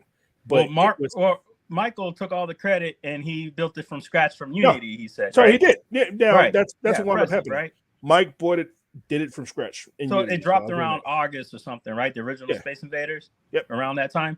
And then this game came in after in 2023. So I you're didn't even know telling it came me out. that they only had about 5 months to legally sell this game, and they continued to sell this game if they didn't get it renewed? Past Yeah, its effect? they would have had to October of last year, a few months ago. Well, damn, what was it still in the store? Because I don't remember seeing it in the store. I don't remember seeing it. It was gone, along with Double Dragon. Nobody mentioned it because it came out for sure. Is it? I remember. I had it and got refunded on it. So yeah. It's because it's not that great. If they were going to do a game, if they were going to do a Space Invaders, you're another liar, dude. It was a 30 out of fucking 10. The fuck you on? It was a buggy, poorly coded piece of That's crap. bullshit. That's what It was pure perfection. Every single sound was exactly as I remembered it. No, that's the original Space Invader. We're talking about the Infinity Gene. Infinity Gene was a horrible. No, this game too. This is a classic. I had this shit on my flip phones before Android was a thing. What the fuck are you talking about? I mean, I did have it on my Razor flip phone too. I had it. I was playing it on a COVID test. I had it before the Razor was a thing. I had the old school Motorola candy bar, right? I had it hacked, and it allowed me to use my camera as a video phone. So it upgraded me to a Razor. Cool story. Oh man! Back when Nokias were like $700 fucking dollars, and they were the best non-smartphones there were, though. Oh man! Here. Yes, I supported their Kickstarter. I will talk to. Oh, nice. It's on my. I want you guys to know Prince Malcolm is the man. I believe it's because he was underutilized, underappreciated with Iircade. Clearly, he was. We went to him and said, "Look, everything you did for Iircade, could you do for us?" Because he was getting some stuff over, and the challenge I know he's facing right now is the fact that because he was doing so much for Iircade, now he's doing it for Bash, and it's like, well, we trusted you once with Iircade, and it's not his fault. Because Prince Malcolm is also a super defender of developers. Now, a lot of times people don't know he does developer retweets and tries to get developer engagement in the indie scene. So it's like, it's not just him trying to get them on one system or another. He's really trying to get indies out there. And he's also trying to get gamers to see games from a different light. A lot of these indie developers, sometimes they're just like, all right, I'm gonna get my game on Steam, I'm gonna get my game on Switch, and we go from there. But, for the most part, what Prince does is he goes out and talks to these guys and he tries to get them to engage, not just with just the bash box. He really tries to get them to engage with each other. Say, look, I try to bring indie devs together because you guys make great games and we want people to play them. We want people who wouldn't have otherwise be able to play them, get them out there, as well as devs who otherwise wouldn't have a channel to produce their games. Exactly. Or they'll default to Steam. And Steam is not guaranteed. Just because the PC has a larger user base doesn't mean people are going to buy it. And that's where he tries to get that engagement in. So, Prince has been very, very, very underutilized within the Iircade sector. So now it's like, all right, Prince, can you talk to this guy? Every time I see a cool ass game, I'll tag Prince and be like, hey man, give me a conversation with this guy or something. Like, I need this game in a batch box. But you know what I mean? It's that, people really slept on the art of talking to people to say, hey, I want everybody to engage. Of course I want these games in the bash box. I'm representing Bash, but I want you guys to talk.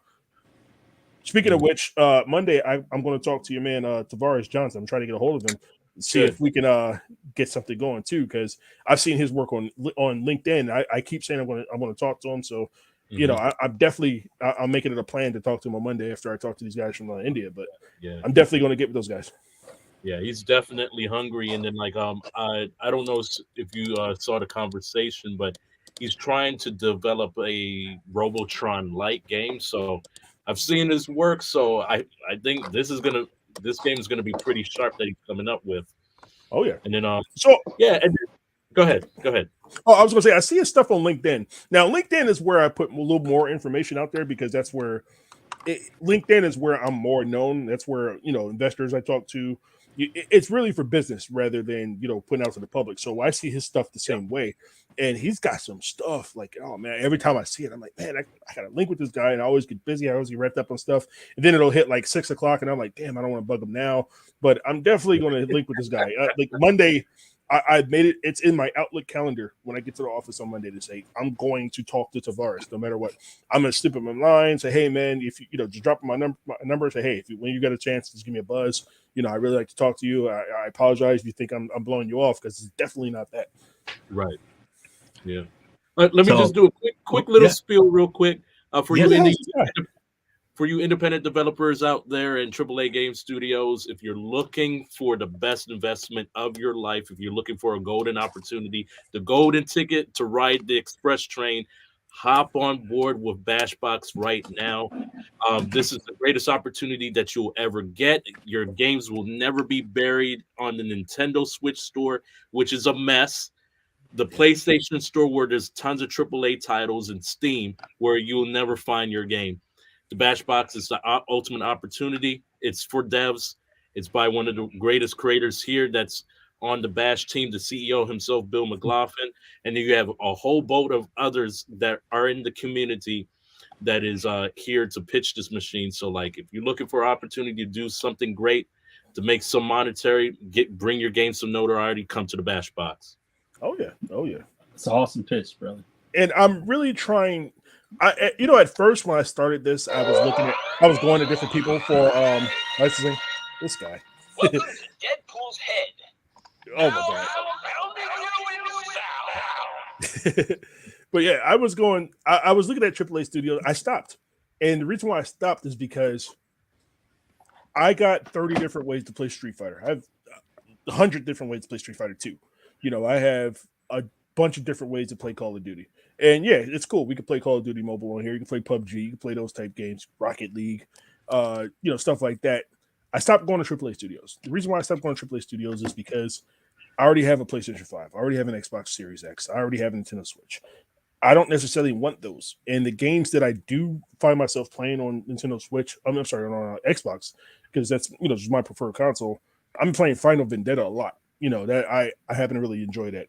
It was I forgot what the game was called that I started playing on. I bought on Nintendo Switch to talk to a different guy that Prince Malcolm actually put me onto. So I bought the game on Switch, I dumped it, and then I put it on the Yuzu emulator on the Bashbox to show those guys. Jitsu Squad.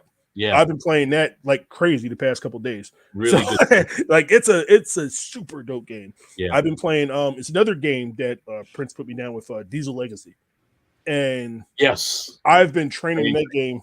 Probably that's what I was doing right before I got on the stream. That's why I'm so late to the stream anyway. But I was playing that game because it's a fighting game, so it's like it's already up my alley. But these are games I want to see on the Bashbox.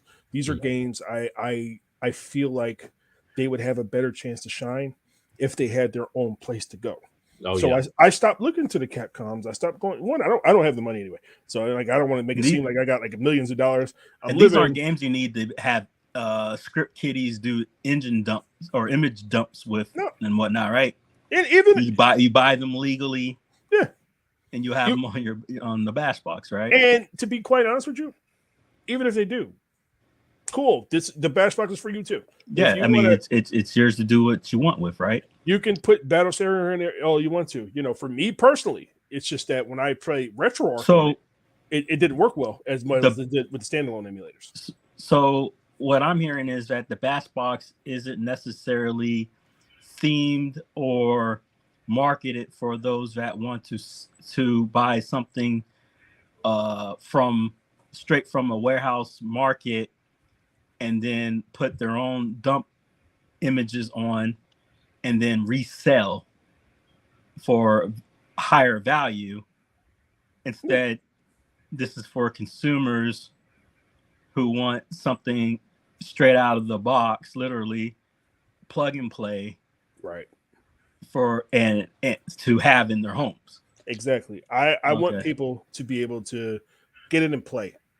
If you want to dump ROMs and play them on there, but it's going to be easy to do. If you are somebody who can just load up a Battle Sarah image, because when Bobby Vu puts his up there, I'm pretty sure it's going to be super dope. Then do it. I want you to you get a Bashbox, you feel like you can do whatever you want. You Did feel it like really? I know these like Marvels did worse. I didn't see the I saw a little bit of the Flash, but I didn't see the Marvels. But I'm kind of surprised at that, honestly. I think the It looked like Marvels. the Marvels would be a fun movie. But see, I don't go into this with I didn't like the Marvels, and I didn't like the Flash. I didn't like either one of those movies. So I like the Marvels. I like bad shit. So because when I watch it, I don't watch it with too much of a bias. I mean, bad is bad. Don't get me wrong. Right. But I don't think something's bad because it had this particular actress in it that didn't meet my vision. You know what I'm getting at. Now you also got to think that my definition of bad. There was a reason why I stopped working on Tank Bash, and that game was like going like hotcakes. Everybody loved Tank Bash, and I couldn't understand it. Like I was going to do it, but I didn't see. And at the time, I had I liked it. This is back when I was still with working with Jeff Rainwater and those guys. I was getting good feedback, but at the same time, it was like different issues where it was it just didn't seem like it would be DC. a game to go. They're my favorite. Until Dan actually, me and him were going through QA. Black Adam was definitely better than the Flash movie. I'll tell you that. Well, yes, that's true. I agree. It was better than Flash, but Black Adam looked like a cheap mess, and it deserved the CGI better. was just too much. It was like. I'll tell you this about Black Adam. What I feel like with the Black tone, Adam, they put like some fuck up filter that made it weird. I was like, okay, cool. Superman is back, and then what happened? Now, here's the thing. Here's my unpopular opinion. I think The Rock shot himself in the foot with that movie. And the reason why I think The Rock shot himself in the foot with that movie is because he's getting to a stature to where he's bigger than the film, he's bigger than the material, and there's so much he didn't want to do. And when people see it, Black Adam, I'm talking today's fans of DC and stuff like that. They know Shazam and Black Adam because Black Adam literally says Shazam too to get his powers. Mm-hmm. So that's where people are assuming. And then he didn't want to do a movie with Shazam. He wanted to do a movie with Superman, and neither of them are in movies anymore. And now Superman and Black Adam did have a glorious battle, but that's not where it started. Black Adam was traditionally a problem. The problem is that Shazam. The problem is the actor playing Shazam is a straight up jabroni that shouldn't be employed.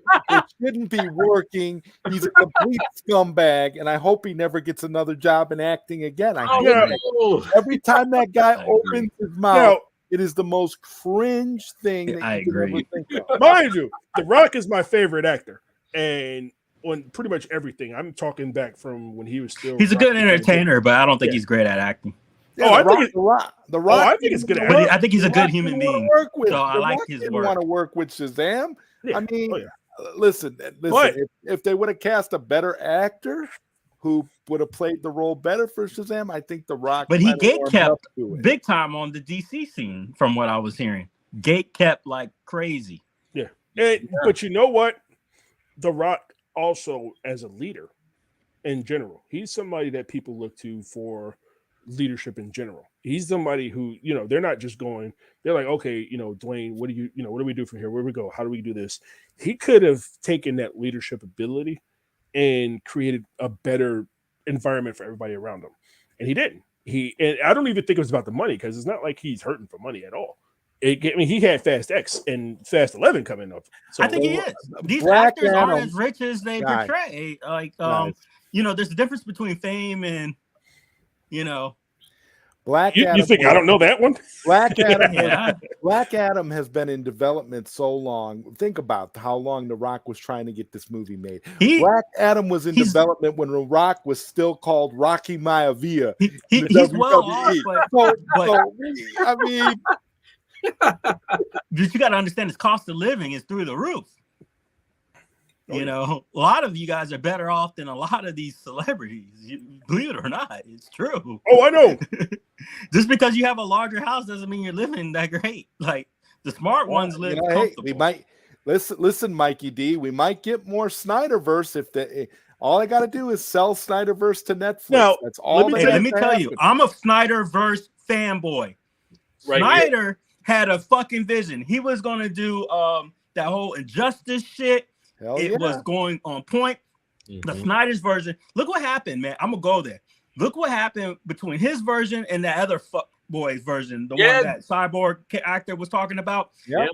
When Snyder brought his shit back, first off, it made an actual fucking movie. Yep. And then he added at least 5 fucking additional black fucking characters guys, back to the fucking movie. I'm writing a book about this shit. The Cyborg's father, I forgot his name. Great. He had a whole fucking dialogue. They added the Flash's girlfriend up in that fish. They added his fucking mom. They added the Atom dude, Asian dude. Like, dude, they added like 7 fucking actors. Oh, and then Green Lantern at the fucking end that was supposed to be in it, and freaking Martian Black March.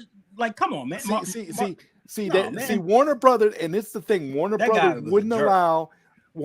wouldn't allow Snyder. He shot the scenes with Green Lantern. Okay, and Warner Brothers wouldn't allow Snyder to use Green Lantern in the Snyder cut of Justice League. That's crazy. Tell me the dialogue from his father didn't go hard. Didn't go hard. Especially, hey, I don't give a fuck what anybody says. That Flash scene was like, yo, fire. It would have been like movie scene of the fucking year if it went through. It went from, it's Vita's way, and then you had like one of the fucking, in the other guy's version, and you had one of the hardest fucking scenes in comic book movies when that dude went back in the past and shit. That shit went hard. I don't give a fuck what anybody says. Snyder was giving us slow motion. Snyder was giving us John. Snyder was giving us John. I gotta interrupt you guys. You gotta see what Bobby Vu just put up on Facebook. He just tagged me and you in it. All right, let's see. Yeah, Zack Snyder, man, this guy is incredible. Ever since I saw the remake of Dawn of the Dead 2004, yes. Oh, and then I think they used him in an episode of what's the other DC show that's on HBO with John Cena? Peacemaker. Yeah, I think it's episode number 4. That crappy James Gunn TV show. Oh no, but look, episode 4 of Peacemaker, I think, was directed by Zack Snyder, and it was so similar to the Dawn of the Dead zombie scene with the whole those moth creatures going into people's noses and controlling them.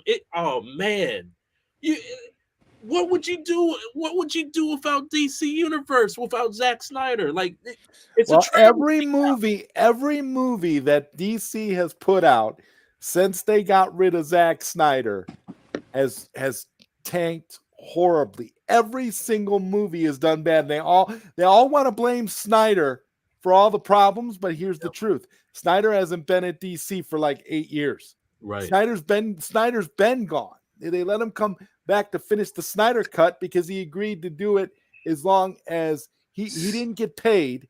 He just wanted to get it out there. Snyder had the best iteration of the top 3 in movie fucking history. Those guys were classic. And if James Gunn does this right, here my vision.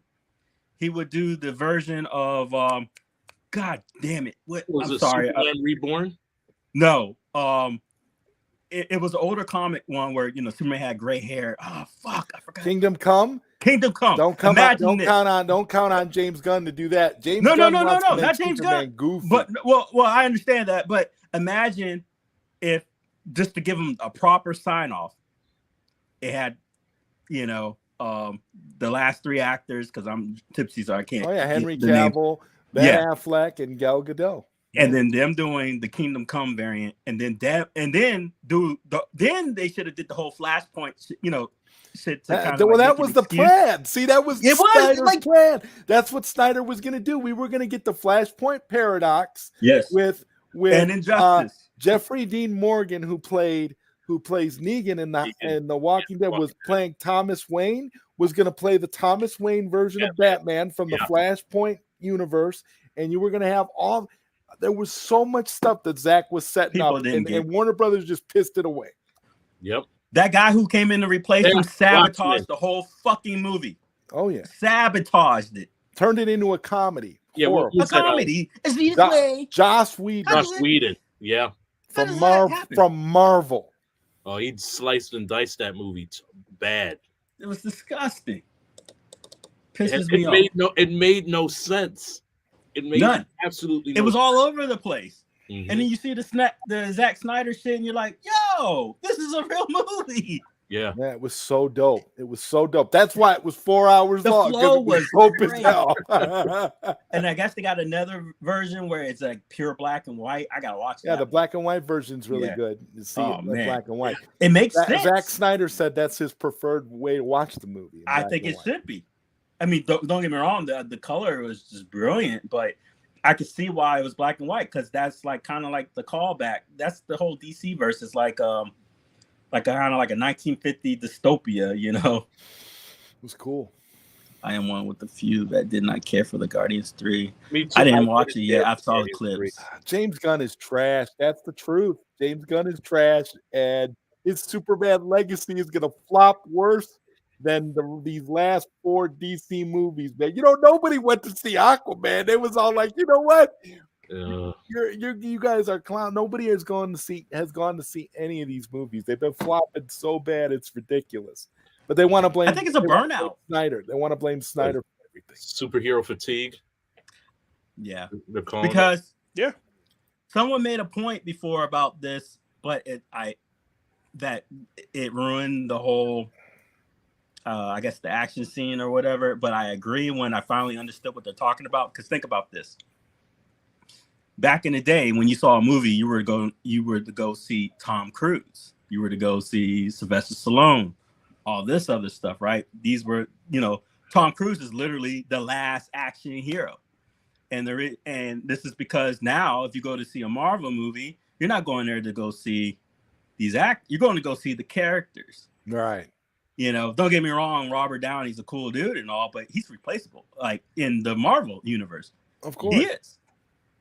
That's why they're doing all this variant shit and the cop out of the time crap. It excuses poor writing, all this multiverse BS.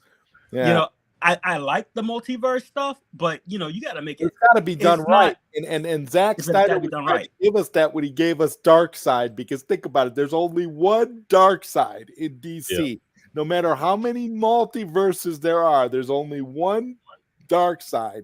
Well, a lot of people don't and people don't have no. Well, a lot of people don't understand Darkseid. They just think he's kind of like a Thanos, and Darkseid would stomp him. Because people don't understand Darkseid is a 4th dimensional fucking creature, and you never seen fucking the real Darkseid, and he will whomp everybody in the fucking real.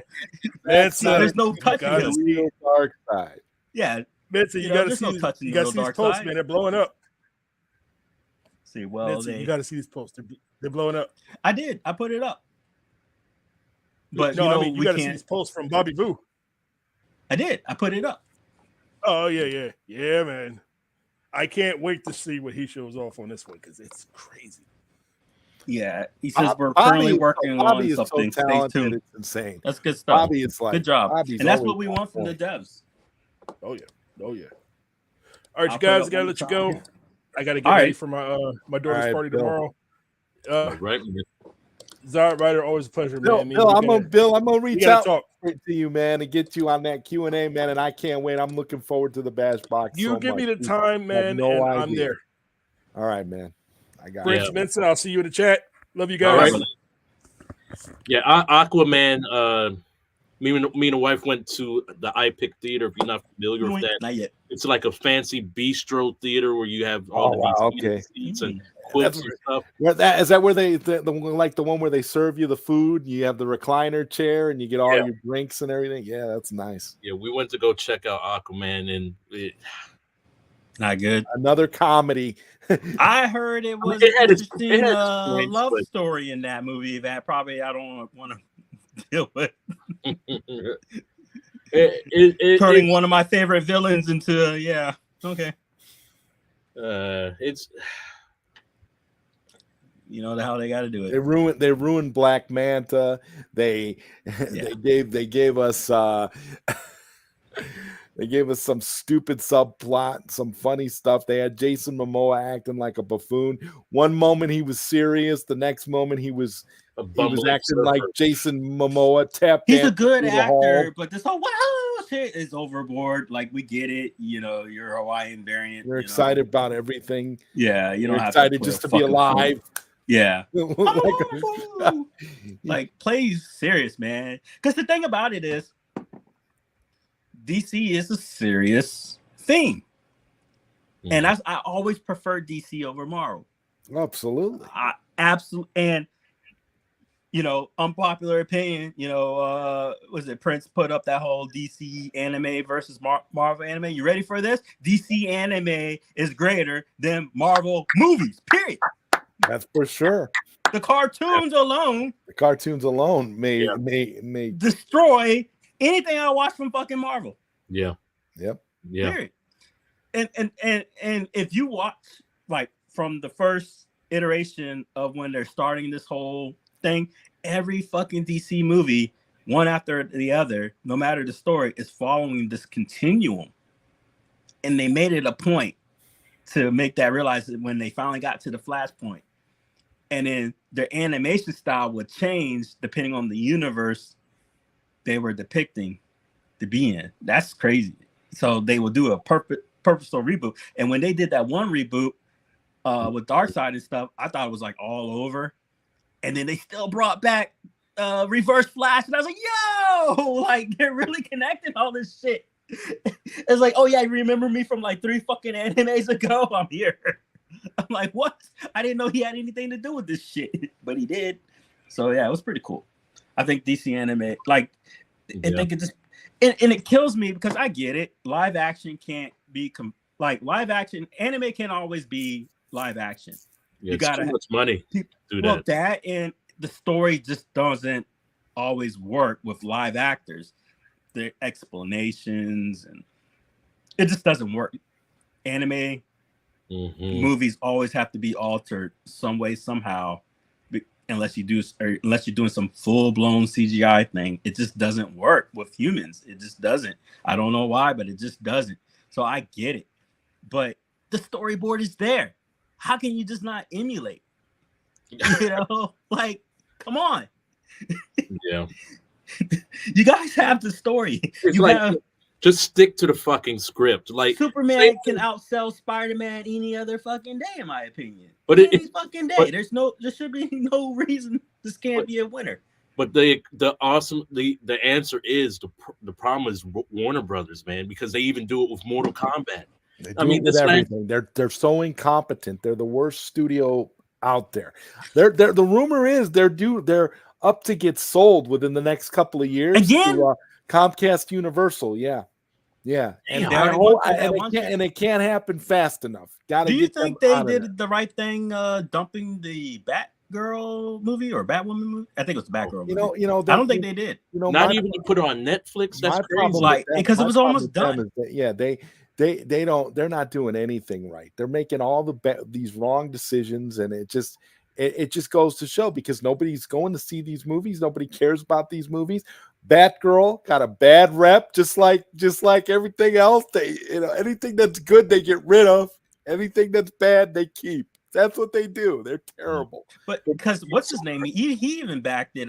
They're one of the OG Batman guy. He backed it and was like, "Yo, it was complete. It was a good movie." Michael Keaton was in it. Yeah, Michael Keaton vouched for it and said it was good. But they didn't want to. They didn't want to keep it. And again, I mean, they didn't. The way they asked out Michael Keaton at the end of that Flash movie wasn't really cool either. I mean, I didn't like that at all. There was a lot of stuff. There's a director's cut of this Flash movie that we haven't seen yet. That's supposed to have more scenes and actually have scenes with Henry Cavill Superman. He's badass. Like he still got it. Ben Affleck is supposed to have more scenes in it, and there's supposed to be a lot more scenes with Michael Keaton. I don't know. I don't know what they were thinking. And then the way that they ended that movie with George Clooney, were they high? I don't know. They had to be. They were mad. Oh my God. They were mad. Like it made no sense. Yeah, but along with the fatigue, man, it's just like stick to the fucking script. It always works. This is the problem, like what we have with fucking Resident Evil. Like the Oh, games God. are amazing, but the fucking movies are terrible. The movie should be slam dunks because of the games. That's the thing that I don't understand too. It's like you got all this source material you can pull from, and they act like they can't do that. I think they try to take itself serious when it doesn't have to be. Yeah, well, because Maybe that's everybody has their own vision, and then the studio wants to dip their toe in and wants to say, hey, let's do this, do that. Look at the problem is they don't let filmmakers make their movies anymore either. They always want to micromanage everything. What movie have you seen that fits the 90s storyboard? Remember back in the day, like these movies were badass, you know, True Lies, Die Hard, you know, Total Recall, you know, I go on all day, you know what I mean? And but these were like original storyboards, you know, in the world of 1940 and blah blah blah blah blah, and you know, a guy from the year 3000, you know, it's just like, okay, cool. And it was just action, you know. Last Action Hero. You know, dude, I love these B-rated movies to the point where I thought they were the greatest. What was that one movie? I Come in Peace. You know, alien dude, bounty hunter, and literally, you know, it wasn't the movie until they said the movie title. You know, bad guy alien at the end, because he would go around killing people and he would say, "I come in peace." So he told the good guy, he's like, "I come in peace." And then the good guy at the end shot him with this crazy gun. And he's like, "You leave in pieces." What movie is that? I Come in Peace. It was literally called I Come in Peace. And it was a creepy movie too. And the same thing with like what was that movie with Mel Gibson and Danny Glover? Lethal Weapon, right? Weapon, yeah. I think it was the second one. Bro, diplomatic immunity. Danny Glover, cock in his neck, you know, same shit. My dad, same shit. Shoots the dude in the fucking head and goes, "It's just been revoked." Like just famous scenes, man. Just love it. And I mean, they live with you, and they had this connection, you know, good cop, bad cop. You know, and it was just, and even though these movies were serious and stuff, they were family oriented. You know, like they were designed to watch with your 8-year-old. You know, as serious as they were, sitting around the TV watching Die Hard at Christmas. I mean, come on. You know, I forgot the name of the actor. He was like this like white comedian actor, but he was with them in Lethal Weapon 2 or 3, and they went to this. And my dad was. Joe Pesci. And my dad would cite this dude every time because it was a real world situation. Went to the fast food joint and they ripped them off. He's like, "See, that's why you check your food, because they'll fuck you all the time." And he was going off in the car. And my dad would call his ass because didn't check the fucking food and drove off. That's why you check your food, because they'll fuck you. You know, I mean, that era, dude. Yeah. I mean, I get it. It's nostalgia. And you know what kills me about those movies? The trailers just don't do them justice. You know, I try to show off the trailers to my kids, and it's like, yeah, this is bad. You know, in the world of 2021, where I'm like, yeah, we got to just watch the movie because this isn't going to do any good. Just a little bit. I'm a little bit drunk. Just a little bit drunk. Don't worry, I don't have any fucking licenses to sell you.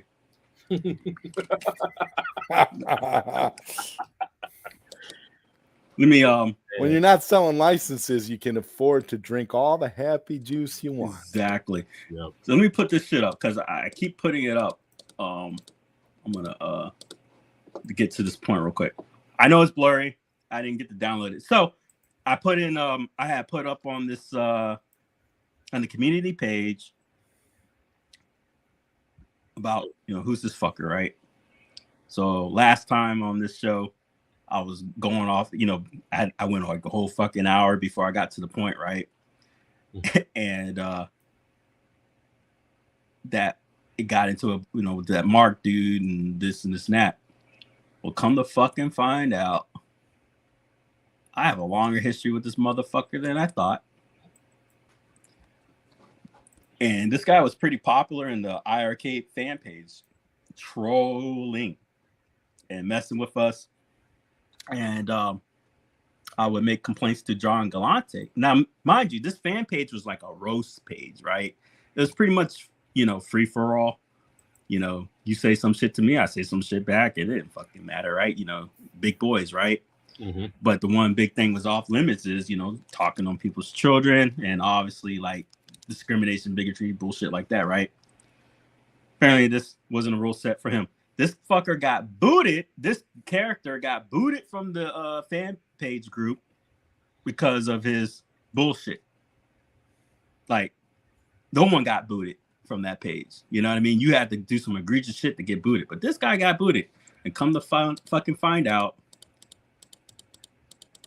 because I didn't catch it, but it was told to me because I thought it was, I'm not speaking on the person, but I thought it was somebody else. You'll see it in the thingy, but it wasn't him.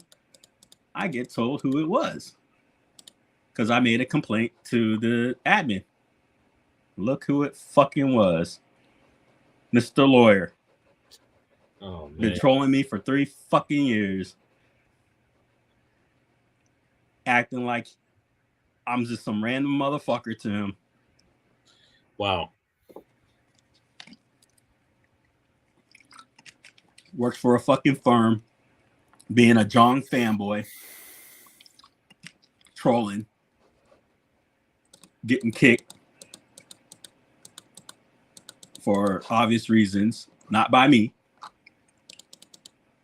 And basically lying about the history we have. He's had a long history with me. Trolling.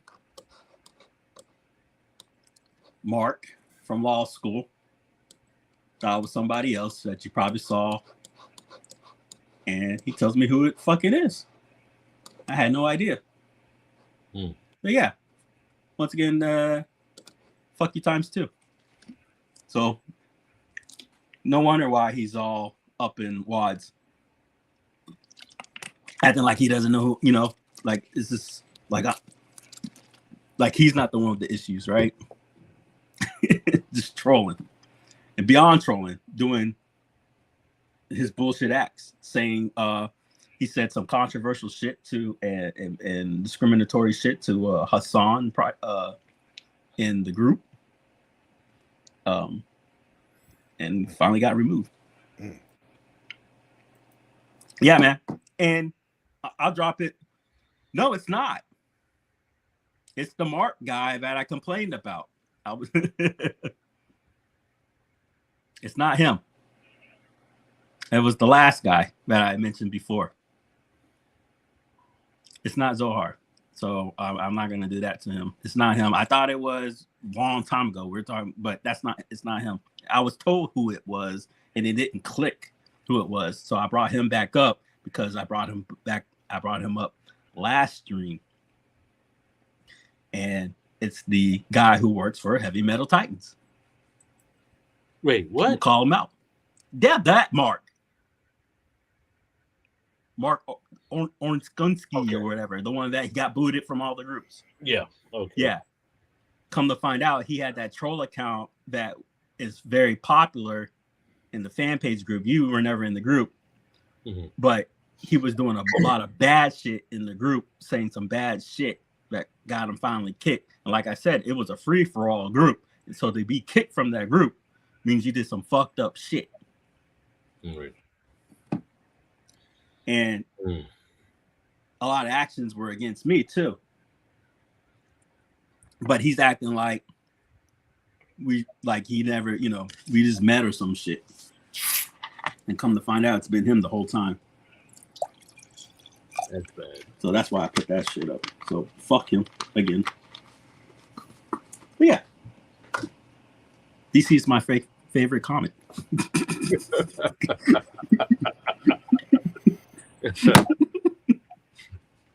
I love it. I think what was the story was DC is basically gods who want to be humans, and Marvel is more like the whole humans trying to become gods. But I just think DC has the better writing. I get Marvel. I really do. I'm a Marvel fan too. Don't get me wrong. But when it comes to the connections I feel for DC, it's some deep shit, man. I love Batman, crazy. I know he gets plot armor, but I love the human aspect that, you know, a human being can win. I love it, love it, love it. Yeah, man, I can't give it enough compliments. And I just wish one fucking day they can make a continuum of what Marvel did for DC. What Marvel gets right is what they've been getting right for the last 10 years. They, thanks to Kevin, they created a series of movies that are connected. And why can't we get this for DC for fucking once in our life? Because the people at DC are reactionary and they listen to a few vocal minority people on social media let that ruin everything. They let the vocal minority derail Zack Snyder. So that's why they decided to do a course correction, which started when Batman v Superman was still in theaters. It started then. They were plotting their course correcting back then because you had a bunch of people on social media talking about, oh, you know, Zack Snyder ruined my childhood. He killed my childhood.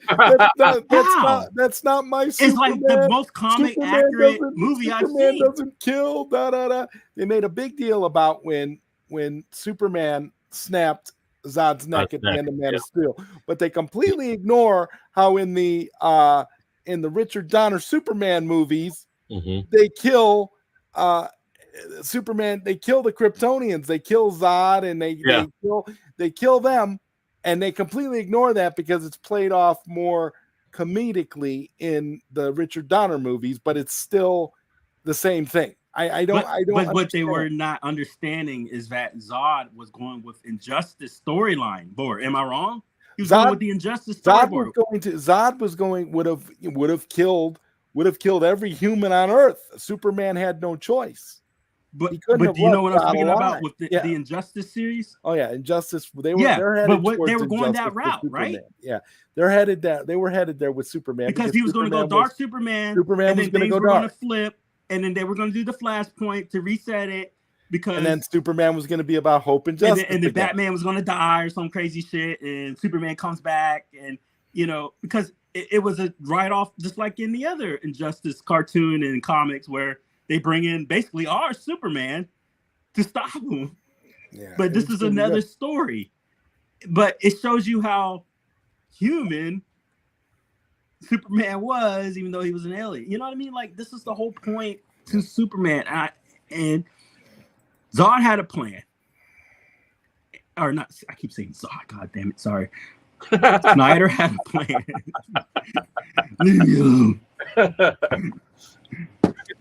I'm drinking kosher wine.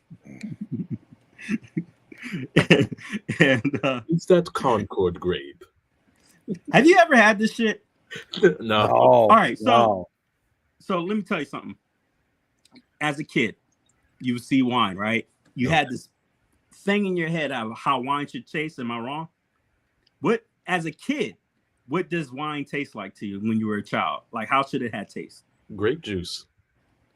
Like something sweet, something Kool-Aid, and something like Welch's, right? Yeah. Bruh. This is the holy fucking grail. This is kosher wine, approved for fucking Passover. And it tastes exactly like fucking Welch's shit. And I'm telling there is no difference. This is the greatest tasting fucking wine. Alcoholic Welch's. It's exactly what it is. Let me see here. Especially sweetened, containing not less than 51% Concord. So it's over half of actual sweetened Concord up in this bitch, and it's approved for Passover.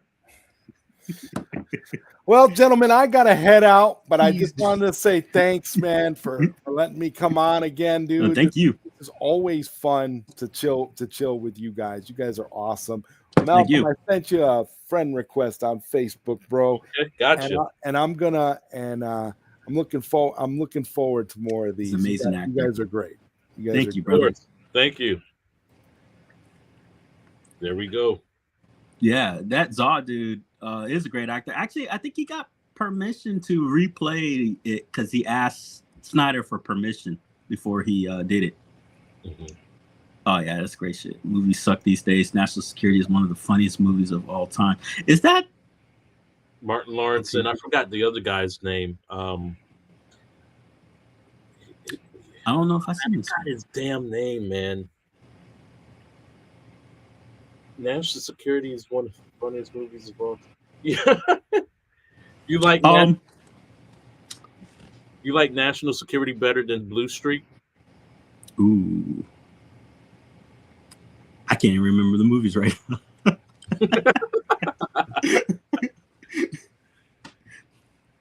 I was that guy in the military when I finally drink, and that's when everyone was around me. See here, why does Superman take directions from his hat? Because it's just what the fuck?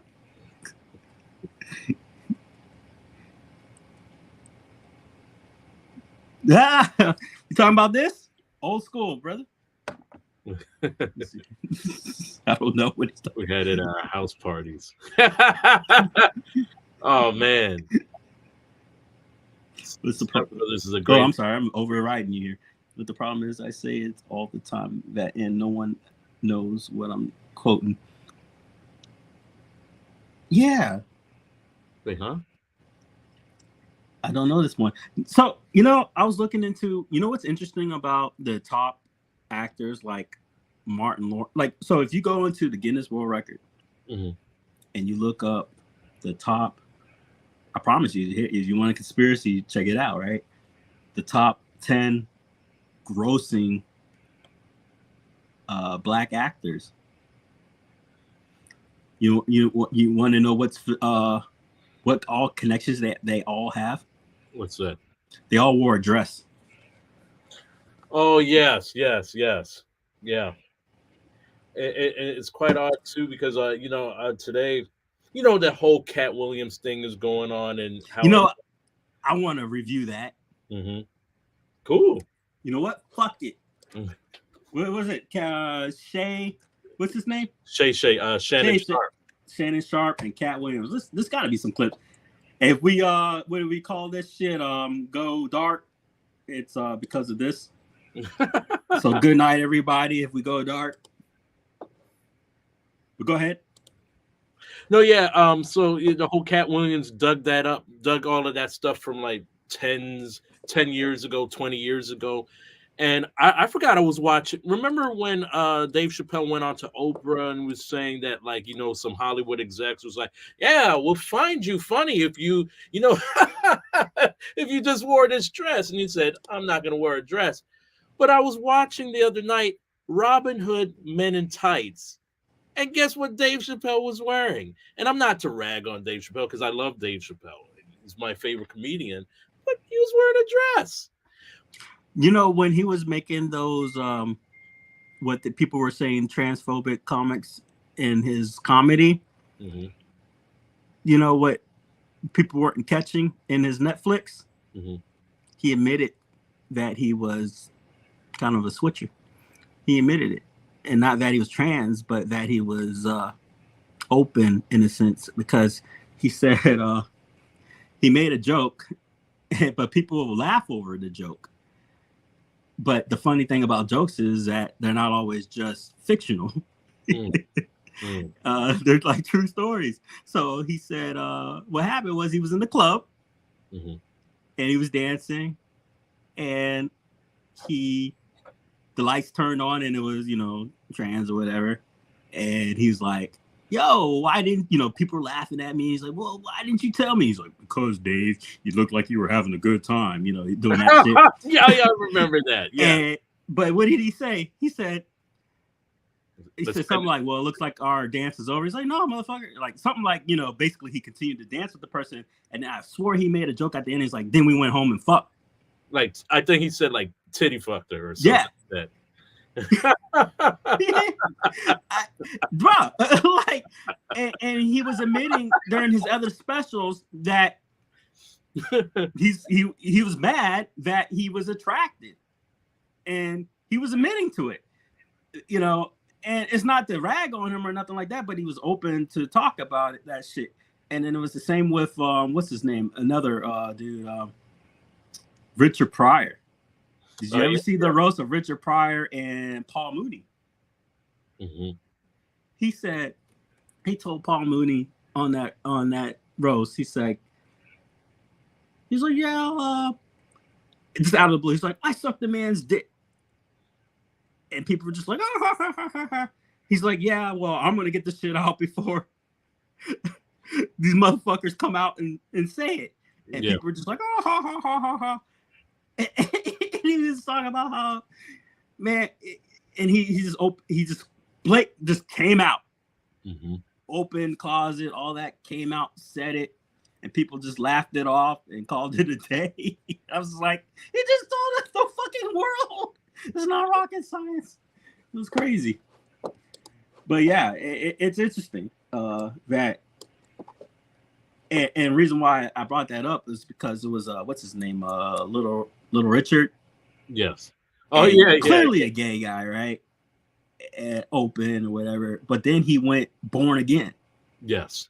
And he was just like, I ain't gay, never was. And he was on what's the show? The Tonight Show, not the Tonight Show, but the Late Show with what's that other guy? Not Jay Leno, but the other guy.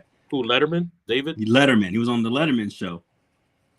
And he was emasculated, not like, flamboyant or nothing.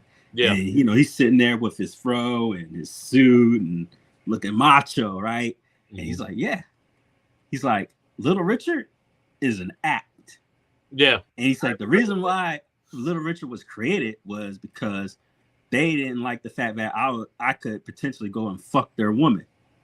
So I had to become Little Richard and put up the lipstick. Then I became safe from that. And then that's when I became popular. Mm-hmm. I was like, damn. Yeah, because I think he even delved into the part like his family knew, like before he became reborn, before he became saved again. But like I think he had mentioned, I think he got sexually assaulted when he was younger, something like that. Yeah, it's crazy stories, that are said, and necessarily people are that listen to it. Yeah, but like I said, if we go dark, this is the reason. Your webinars wasting. I never seen any of this. I saw some Yahoo News shit on this. Oh, so you haven't seen it yet? Side of Kirk. I don't have a clue what was said. Okay, get ready for the CM Punk. I'm telling you right now, where he must have met with CM Punk somewhere and learned and just devised. He said, "Hey, look, I want to learn how to do a pipe bomb because this is exactly what it was. It was a pipe bomb today."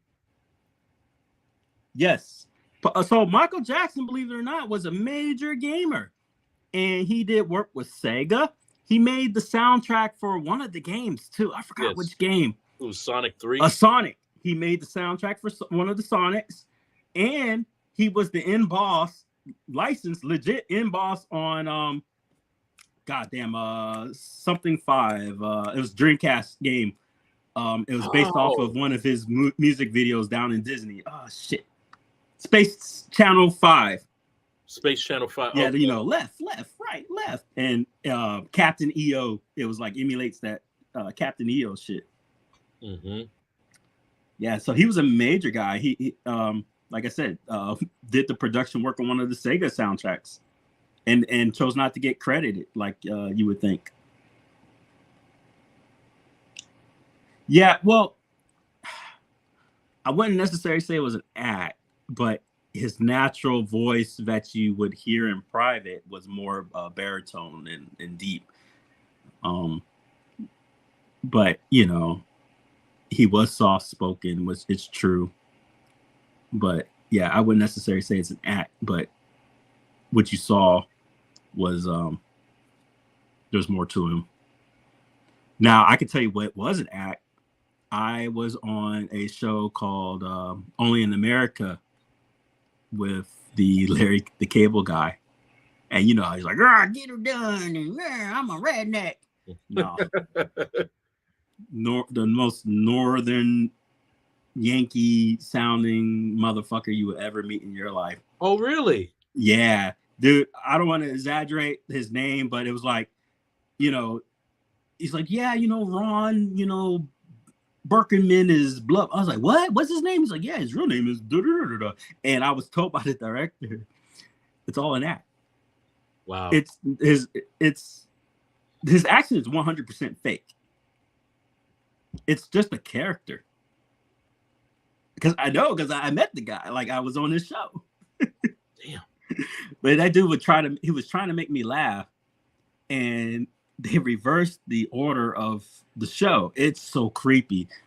Television production is scary shit, man. They can make you look like a monster. They can make you look perfect. It's all about the tone of music they play behind you. Oh, yeah. And if the producers don't like you. So it was funny because my troupe that was on the show, he wouldn't shut the fuck up. And while the show was playing, he didn't get no lines in. You didn't see him once say anything. Wow. And I got a line in, and I didn't want a line in. I just wanted to show, like, I had my beard and everything. You know, I had my waiver. I was like, man, they ain't gonna show my ass on TV. I was like, oh, I'm on television with a fucking full blonde beard. This is awesome in military uniform. And girl got at the end, she got to say, how did that guy get a TV show anyway? It was awesome. And but yeah, man, he was a cool dude, man. Bigger than I thought too. He's a pretty big dude. And real nice, fake accent. But he was asking me like controversial shit that I couldn't necessarily answer. But he's like, yeah, you ever catch anyone fucking? I'm like, what? He's like, yeah, you know, in the planes, you know, you ever come and check on them and you ever catch them fucking? I'm like, what? And I'm just like, not trying to laugh. I'm like, no. And they put it on the fucking shit. So he's like, hey, you ever catch anyone doing any unsolicited acts? You know, I'm like, no. But that's not what he said to me. He asked me was they fucking and screamed it and yelled it in his accent and everything. And I'm ready to bawl laughing. And I keep it in, and they just got me looking like a prude, going, no. I'm like, that's not what he asked me. Like, how did this happen? And then everything that was going, like, timeline, you know, I knew it was forward because I was there. But everything they showed was in, like, reverse. But to you, it looks like it was going forward. It's insane what they can do with editing, man. Insane. Yep. It was wild. Creative materials even better. You're gonna love this Hollywood. They feel comfortable sitting here lying to you about it. You gonna set the record straight? Are you kidding me? You let Ricky Smiley sit here and you said out that mouth. Oh, I like this guy. You stole Friday After Next, the one I was in. I wish all of America fumbled a bit when that happened. And then he said some stuff that we haven't heard in 100 years in Hollywood. You ain't say nothing. This man told you he had Cat Williams' role. He was gonna be Money Mike, and Cat Williams was gonna be the Santa Claus. Now listen, 3 quick points. You mean in Hollywood they cast a 5'5" black Santa Claus that weighed 145 pounds? That's your story. Your story is the Ricky Smiley that couldn't even do curse words because he had a Christian fan base. He was gonna play the pimp. Why you didn't ask him why has he played a woman in more movies than he's played a man? This is like a secret weapon. It's arcade by output. I'm telling you, this is a pipeline. Yeah. Well, I didn't know he shouldn't be able. You wouldn't let a athlete that been on steroids talk about one of the greats. Ricky Smiley can't act because Ricky Smiley can't act. He told you the story about when the movie came out. Where did he say he watched it? At home. He wasn't even at the premiere. You telling this man you stole that. Oh, so he could get his name in the same sentence. You know what it reminds me of? With a great one. It is sad. He was just that bitter Bring when we me were that shooting it. eel. He told like they everybody, do that, it could have the been my sexual role. innuendos. Everybody on the scene. Why do you Give think me no that cast member has ever watermelon said over it? there. He could have played that role like you. I Bring thought me he that was. Sir, no one, why no? He was with KD. He beat up Terry Crews. Why nobody know this story? You talking about in Hollywood, they switched off roles. What? You take this and he, what? So Ricky Smiley knows this. And I don't know why he would lose a child and come on the air and start lying. That's why people believe in rituals right there. And wardrobe. It's because, well, why would he lie? I don't know why liars lie. But I can tell you Cosby. this. We Leonard auditioned Six. in Los Angeles. Yes. I was audition number 201. 200 black comedians auditioned for the role of Money Mike with me. You're saying all 201 of us was auditioning and you had already had the role and had already shot the role in 4 days? Yo. The truth he of the matter dropping is, Hollywood the Money Mike in bombs. the original script got raped in the bathroom. And that's what Ricky Smiley was okay with. Cat Williams had to take the risk in front of the studios and the cast. And Did I tell you the story about Prince interview with, I think it was, what's that comedian's name? He's the one who got punched in the face. Who, Charlie Murphy? No, he got punched in the face by Will Smith. Oh, Chris Rock. Chris Rock. He got interviewed by Chris Rock, right?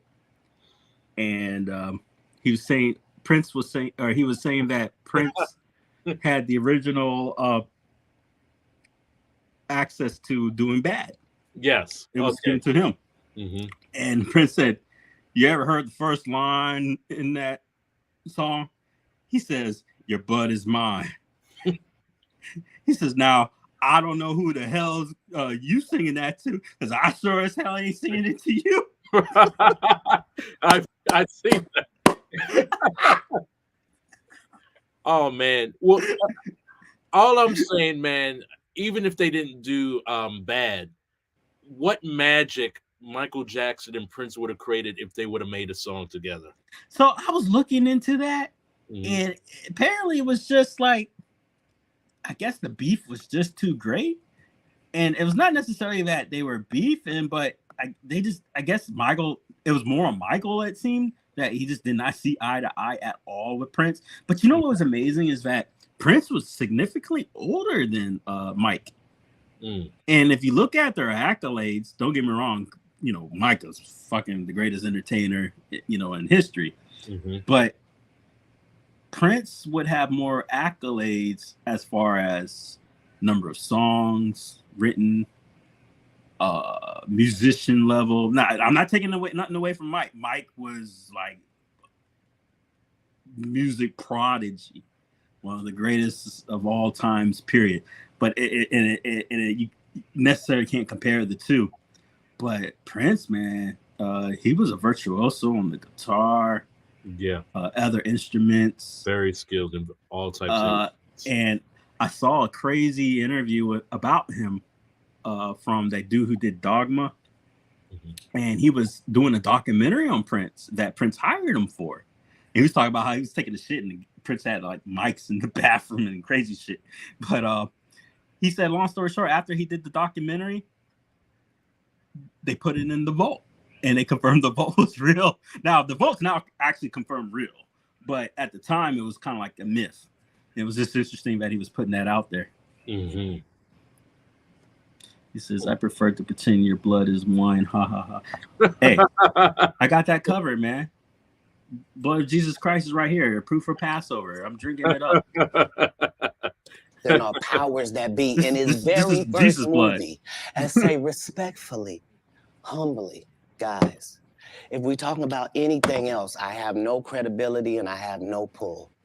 But we're talking about comedy, right? Where I have all the credibility and all the pull. So what was interesting about this is it was brilliant.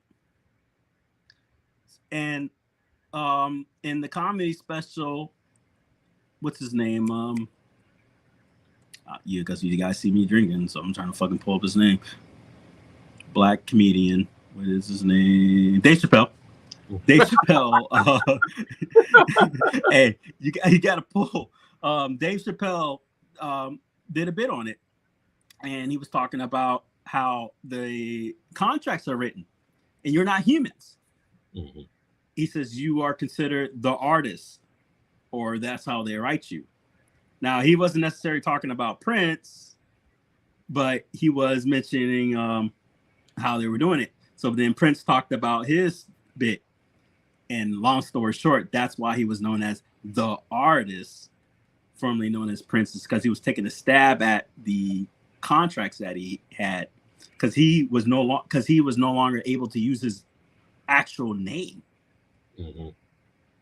So in order for him to reserve his own work, he called himself the artist, which is what's written in the contract, and that's who he is.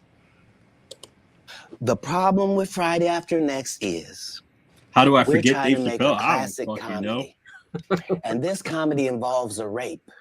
And rape is Jesus never Christ, funny, no matter who it happens to or what the circumstances are. If you would allow me to allow us to do this movie without a black man getting raped in it, I promise you that it will be twice as funny as it would be with him getting raped. So considering that's the real story, why would you bring up that story? 35 members of the cast and crew have never brought up that Ricky Smiley was I see what it says across, but what does it say going down? No one ever saw me put on a Santa Claus suit. We got a wardrobe department. They made a Santa Claus suit for me. Why that wasn't in the bloopers? Why? And here's the other thing. Everything that Money Mike said, Cat Williams wrote. So what Ricky Smiley say on his? You can't say my lines, I wrote them. The fuck? Wow. Is this an ad every 2 seconds? Big. It shouldn't be that many ads. That's how I already know that I'm going to be funnier than you. What he told everybody was, Cat Williams, and don't nobody know who he is. I'm on the radio. I'm with Steven Said. Everybody know me. That's what he told everybody that would listen to on the set. That's the truth of the matter. He was so egregious, not now, then he was so egregious that, and Hollywood has never heard this in 100 years. Damn. He was so egregious, I put in my contract that I won't work with Ricky Smiley again unless he's in a dress. Now, what was Ricky Smiley's next movie? Was it First Sunday? Did he wear a dress in it? You bet he did. It's in my contract. Why would you put that in your contract, Cat? That's where he's a believable actor. My man drinking water. Him and Tyler Perry can't play a man to save their life. Woo. They play good women, and I believe that the best actor should be in the best role. Wow. So that's why, because when we released that clip and he said that, you responded because he said he was supposed to play Money Mike and you were supposed to play Santa Claus. An outright lie. Hold up. Are there So that he knows is a lie. So why would he say it? Because he's a liar. Nobody knows why liars lie. And that's why I had to come on the program. Cedric did the same thing. Cedric told you when you asked him, did you steal Cat Williams' joke? Yeah. He said, it don't line up. How it don't line up that I did it on TV in 2018? You came to see me at the Comedy Store do it in 2019 and then did it on the Kings of Comedy. Like, what doesn't line up? This is a televised joke that Mark Curry helped me punch up and get to the level that it was. Is this like, the same Steve that went to go watch Mark Curry do his whole sitcom and then stole everything Mark Curry had. Now Steve got a sitcom where he the principal and he wear a suit and then he gets this high top fade, making all black men think he got the best lineup in the business. And it's a man unit. Then you ask it, why you not a movie star? I didn't want to be a movie star. This the same Negro that hated on Bernie with this same thing. I didn't want to be a movie star. He's not angry. He's stating a truth. He might be upset, but I wouldn't say he's angry. Michael Jackson was raised Jehovah's Witness, but they told him if he did Thriller, he would be disassociated. Prince became and died a Jehovah's Witnesses. I've always thought, And that was another thing that hold on. Cat Williams is also Jehovah's Witness too. Chris Rock said that Prince was always known to be the eccentric guy and pretty much labeled, funny, not straight. Yeah. And yet he was the one with the wives, you know. He's like, I always thought that was interesting.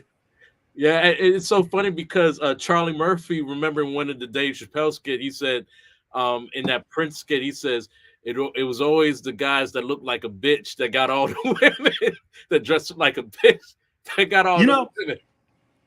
I would call out the double standards a lot on that, where they're like, look how men used to dress. I was like, why you never say shit about Prince wearing them fucking string bikinis and thongs and shit? Yeah. All them cats in the 70s and shit wearing, you can see their nuts and shit, cameo and shit. And chaps. Like, come on, man. Them dudes, you see the butt cheeks and shit. Like, don't get me wrong, I was rocking to the songs, but it is what it was. But y'all like, that was the age of real men. Huh? Cameos talk about taste like candy. Yeah, taste like candy. Oh man. I mean, don't get me wrong, that shit was, it was fly, like, dun, dun, dun, dun, dun. All right. No, you couldn't be a movie star. There are 30,000 new scripts in Hollywood every year. Not one of them asks for a country bumpkin black dude that can't talk good. Kevin Hart is now the most successful of them all. I appreciated his jokes that made fun of himself and not others. I don't think that's his history at all. Yeah, maybe some Netflix 2019 shit, but that's not how Kevin started out. He's a roaster from hell, dude. Good old baby and look like Mr. Potato Head. There ain't none. You would have to have a range. I played a lot of characters, 60 movie roles. I'm not playing Cat Williams in there. Brother, I got to step out. Yeah, you're good. Yeah, have a good one, brother. All right, man. Peace. Guys, take care. See you. I don't know, Cat. We might not do this shit. And I interviewed them all. What drug? What? And guess what, Shannon? Nobody had a great story. Nobody had a great story of what meth had done for them, what crack had done for them, what cocaine had done for them, what heroin had done for them, what speed had done for them. Nobody had them. I'm thinking about the same amount. Everybody's story was, I had my life together.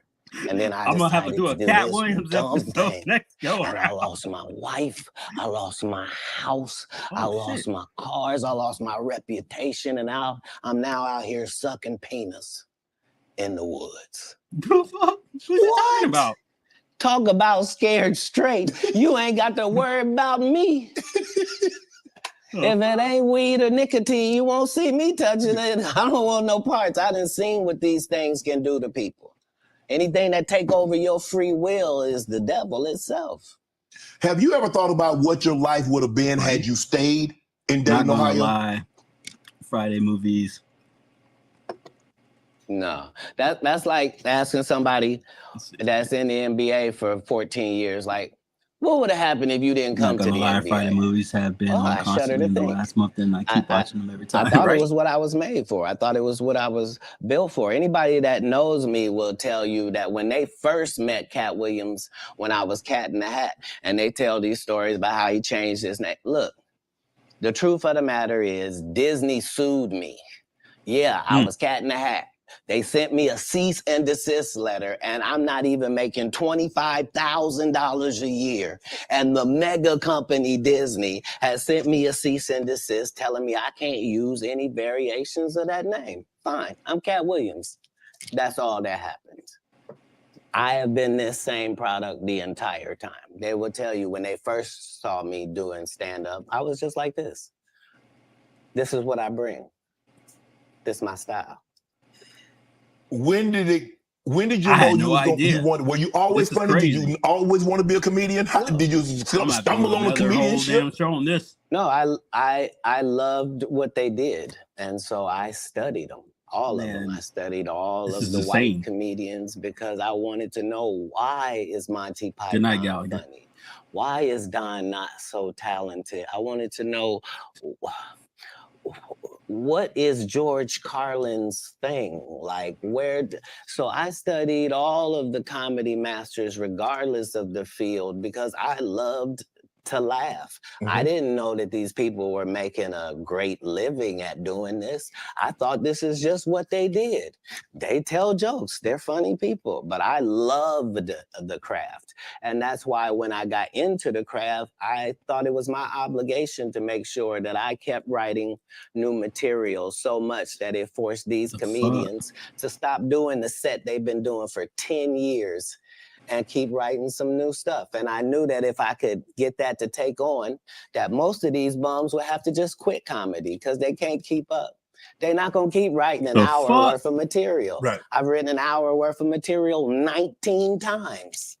They're not gonna do it. Why? Because they're not creative writers. They want to get somebody else and have them write it and put it together. So if I'm listening to you correct me if I'm wrong. I think the best thing that ever happened was the internet, because now they have to. Because normally, like you said, you could do a set and you do that set in Kansas City. People ain't heard it in San Francisco. People ain't heard it in Miami. They ain't heard it in Detroit, Chicago, Atlanta, so forth and so on. Now you do a set, it's on the internet. Somebody heard it. So you can't do a set and make it last 3 months, 4 months.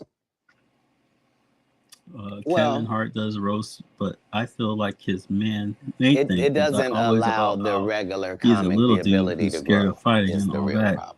Like, also, his part back of and forth comedy with The is Rock me is always taking these weird. jokes in January, and by March, I've begun to craft this joke. It's not as simple as it was when I wrote it. It was just da-da-da-da-da. But now it has the complexities of the fact that I'm having to deliver this to an East Coast audience, a down South audience, a Midwest audience, a Utah audience, a Colorado audience. And so it begins to take on a different complexion because you're having to deliver it to different people. Okay. And so this is what sharpens your joke. You then take those sharpened jokes and make it special. Not you. All right, let's see what we got here. We on that next level. Ads. Give me the ads. No. I've found that you don't get anything for that. It seems very egomaniacal. They go, hey, Cat, for free, you can go further back. Hey, what? Wait a minute, does it still count the same? Hey, I'm up at the ladies' tee. Don't tell me my pronouns. On the golf course, I'm she, her, him, them, and they. Whoever at the front tee. I know we're joking. We're having a great conversation, but you did win the award. How did the award help your career? It had to help some, Cat. Nope. No. God, come on, Cat. I didn't remember it happened to you. Just said it. How can Cedric give you an award that was worth something? Everything Cedric and Ricky Smiley ever been in got canceled for not being funny. Ooh. Ricky sat here and told you that they cut him out of every movie he did. They always had a reason. Like,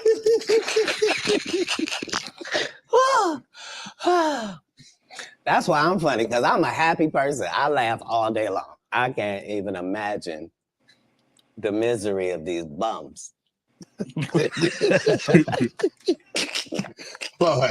to not be good at what you do, not work hard at what you do, but have to act like you're the best at what you do. It is crazy. It's crazy. But they be touring, they be doing like 100 shows a year. That's me. I don't run into none of them. That's what I'm saying. If you're a Faison Love fan, you mean you've been a fan of him for 32 years, you still waiting on him to do his first special? You mean to tell me if Steve Harvey, your favorite comedian, you mean you've been waiting for him to do stand-up for 15 years now?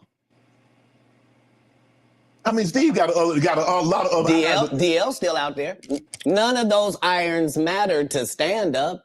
Damn. Who cares that they wrote a placard for you to do Family Feud on? Like, you're successful because we're surprised you can talk for a living and it's entertaining that you're going to say some funny country things.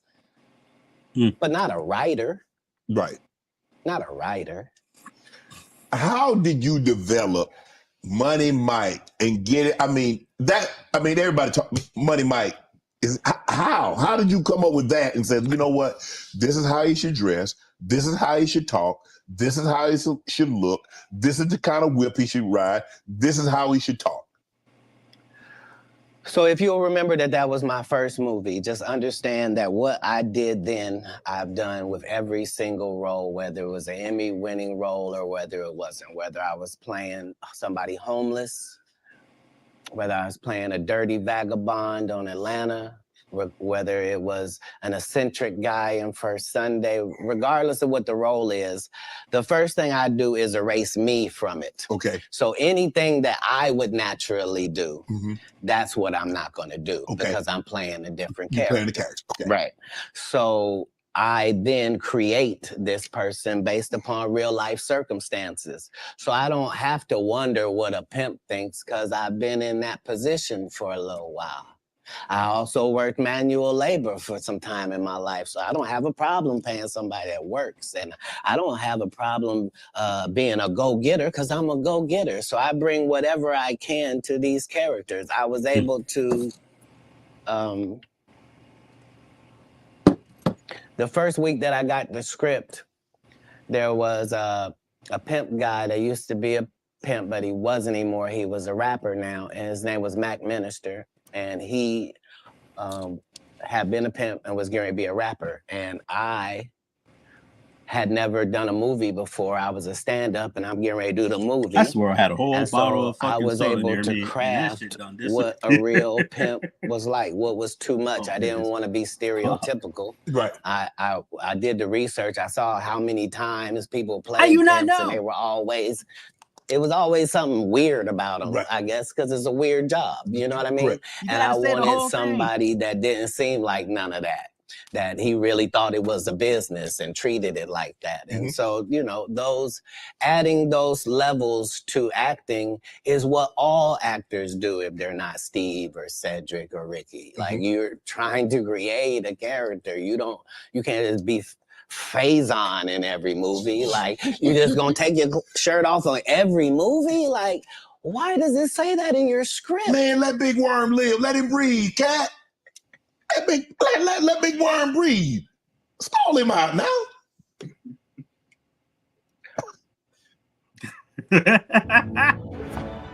Watch NHL games live on a variety of networks. You having an unnatural allegiance to losers is not like you. No, I ain't got no allegiance to the man. But you got to admit the role that he played, Big Perm in Friday Night. You got to give him credit for the role. Now, come on now. Let me ask you a question. Yes.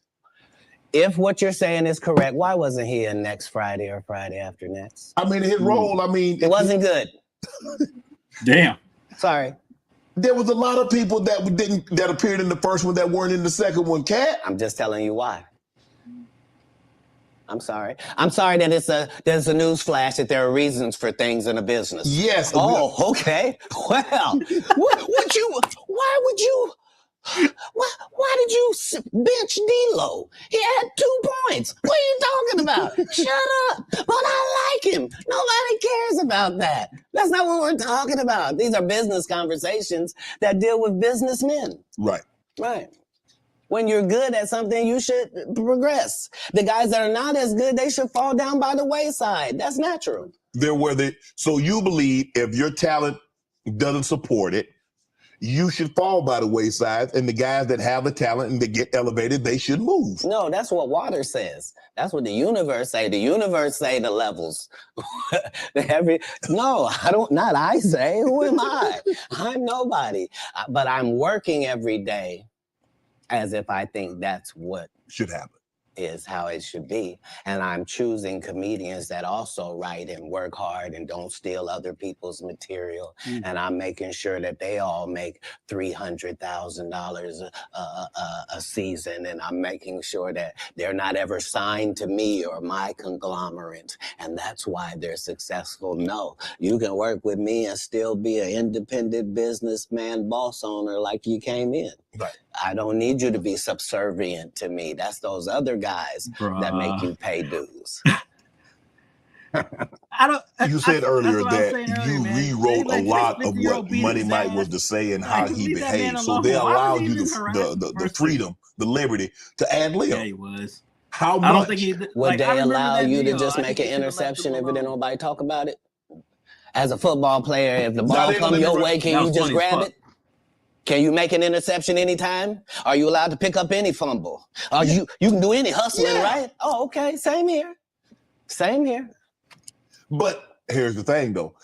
Even as an offensive player, they might let me ad lib once I get a couple of years under my belt. They wouldn't let me ad lib as a rookie. That was your first movie. I told you the conversation in my first movie, just because I am committed to laughs. The only way I made it past those 300 comedians, I didn't tell you this. What it required is I had to watch all 300 comedians 10 times a piece.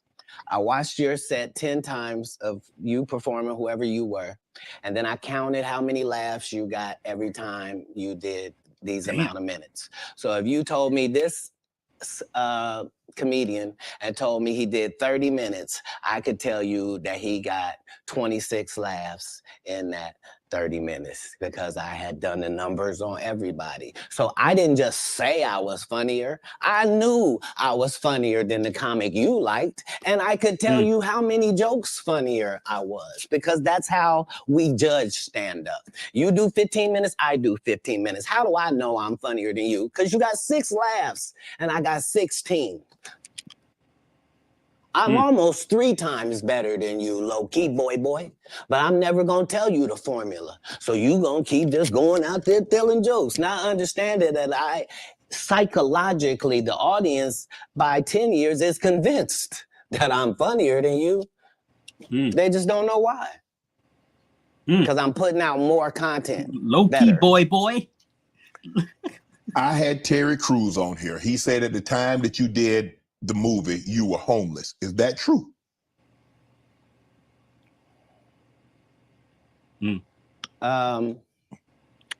This was my situation. I used one simple webinar presentation to produce $2 million in the past 12 months, and it was 100%. 5 months prior to me getting this first audition for Friday After Next, I got this baby son. I'm holding him up above me. He grabs my little chain. He's playing with it, and he accidentally drops it. It breaks out my front 2 teeth. I'm in a situation now where when I go to the dentist, they telling me this gonna cost thousands and thousands of dollars to fix this right.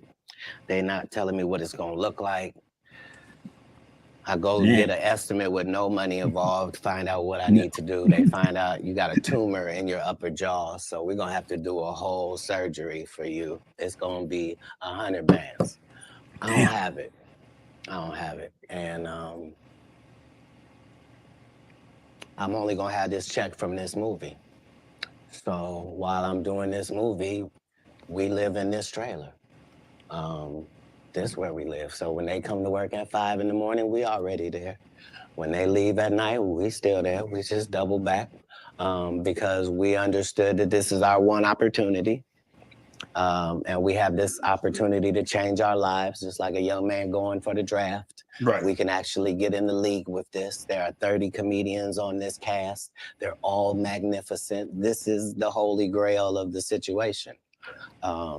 So yeah, I was able to make sure that, because it wasn't just my first movie, it was KD Albert's first movie. It was Terry Crews' first movie. Absolutely. I was the leader of this group, which meant that we didn't do their rehearsals. They did rehearsal. We did our own rehearsals daily to make sure that we were at the level of professional actors, which is what made it so egregious. That guy saying, I was supposed to, you were supposed to what? Caddy did have a good part in the movie, man. The Santa Claus was funny, man. The dude said the entire time we were filming, I can't play this role. They got a bandana over my nose and my mouth. My family not even gonna know who this is. He said what? So yeah, tell your story. Terry Crews also said that you guys had a lot of conversation, that this was y'all. Faked like I want. And Man, that's the whole thing. That's the whole thing is I don't I don't have a type of woman. Every woman that I ever had as a type, I ended up getting her. Now she's not the type anymore. Now I understand that. Gets canceled for trying to tell her. I never knew him from Wild 'N Out, to be honest. Okay. I came across him as a new comic. Okay. And yeah, I'm really just trying to see the comics, judge where they are, see it. Yeah. Right. Go ahead. So the canceling, what do you think about this cancel culture? You see the situation with Jonathan Major. I mean, for all intents and purposes, I don't know if maybe he can bounce back in a couple of years, but man, he was hot. He was hot. He was cooking. I mean, you see him in Creed. He's in the Marvel movies, and then just like that. Maybe I'm a conspiracy theory, but I thought Cat Williams said any time they make you into that position, part of that contract is you do understand whenever we want to take you down, we can, right? Part of giving you the world. First of all, they went around the world for 2 years straight telling any women that would listen that this was a good-looking Negro. Mm-hmm. Since when? When did y'all start liking a big nose? And when did y'all like a little head and a big jaw? When? Since when? That look like my daddy. When you start liking my daddy? You like black people's features like that? If this ugly nigga is good looking, then all niggas is good looking. Anytime you see them telling you something you can't believe, just understand it's a play. And it don't matter. You gonna know it's a play as soon as they get in that position and think they gonna tell somebody something. No, you're not. No, you're not. Marvel will cancel you you won't be allowed to read a comic book. What is you talking about? Get out of here. Get out of here, ugly boy. Yeah, they love fooling the people. What's your relationship like with Suge Knight? You still close with Suge? Have you spoken to him? Have you talked to him recently? Yeah, it's doing good. Yeah, he's man, when you a friend for life with Cat Williams. Yeah, because the people that come to me are trying to better their life. They're not trying to continue doing what they have been doing. Okay. So when somebody comes to me, male or female, it is in the auspices that this is what I did, this is what I used to do, this ain't what I want to do no more, and I want to do something else, and I'd like it to go a different way. Okay. That's what I offer. Yeah. So if you come to me under those auspices, then my loyalty is lifelong. Why would it not be? Tory Lanez and Meg. What was your take on that? Because I know you got to take on everything. I know it's a difficult position because somebody's not going to tell the truth. And the truth has got to be told. In all circumstances, the truth has got to be told. So if you don't want to say she shot her, then you shot her. And that's the end of that. Wow. You said have you ever spent time in jail? 30 times. When you was in there, what was going through your mind, Cat? What did I mean, some people like, man, I had an opportunity to reflect, and I was like, man, this ain't the place for me. I ain't coming back here. When you in, so what? I've never been in jail, and it was my decision to be there. If it's dangerous to be in the hood and you have to have a gun on you for protection, and it's either be judged by 12 or carried by 6, I'm always gonna have my heater on me. So if you want to tell me that you're gonna pull me over 15 times looking for it, I'm gonna tell you 15 times you're gonna find it. Unfortunately, I smoke cigarettes and weed. If you catch me 15 times, 15 times I'm gonna have it on me. What do you think I'm in jail thinking? Oh, I done fuck up. Damn these decisions. I'm not gonna protect my life at all when I get out of here. Fuck it, let them do what they want to do to me. No, when I'm in there, I'm fine, and I'm understanding that I'm put here for a reason. And the people that get joy off me being in here are really gonna look stupid because I'm finna be free, because you gotta be setting this up. I'm never anywhere to get anything. You don't know I just made $300,000 in your city. That's why you think I might be out here as a ne'er-do-well. You gotta hear it. You think he's smoking weed? Yeah, he's got a medical license for it. He needs it. It's his only medication. Do you mind if he takes it? It helps him eat. Because he does 19 100 city tours, flying across the line. And so he doesn't get hungry on the regular. He doesn't get sleepy at night. He's got to literally put himself to sleep. He's literally got to make himself eat. So this marijuana helps him do both of those things. Marijuana help you sleep? Oh, yeah. Because remember, as a comedian, what you're doing is against your natural timeline. Your natural timeline wouldn't be that you would start your workday at 8 o'clock p.m. Right. And then your workday is over at 2:30 a.m. Like, that's a weird... Yes. Right? So to tell your body now that we're pumped up on endorphins, now let's go to sleep at 3. It don't work like that. Your body has to try to get a whole new schedule. True. So, it suffered, but that's what worked for me. I consistently used it. I told people all across the country, don't worry, this will be legal in our country.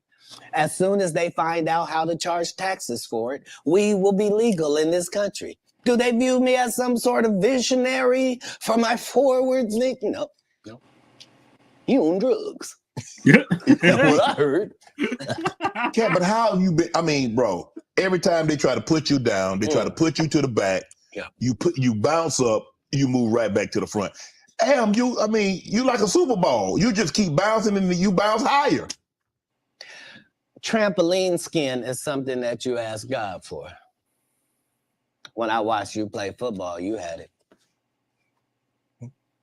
There's some people that there's really no such thing as hitting Shannon Sharp so hard that he don't want to run the ball the next play. Right. Absolutely.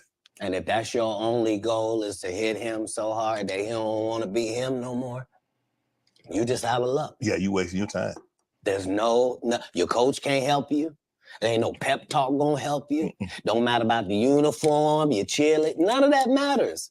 If it ever gets to mano-a-mano, may the best man win. And if you've been living your entire life trying to be the best man that you can for yourself, then you should feel great about those odds. What the hell is Cat Williams sitting on? What do you think about Is he on Kanye the rants? edge or on the What's going on with Kanye?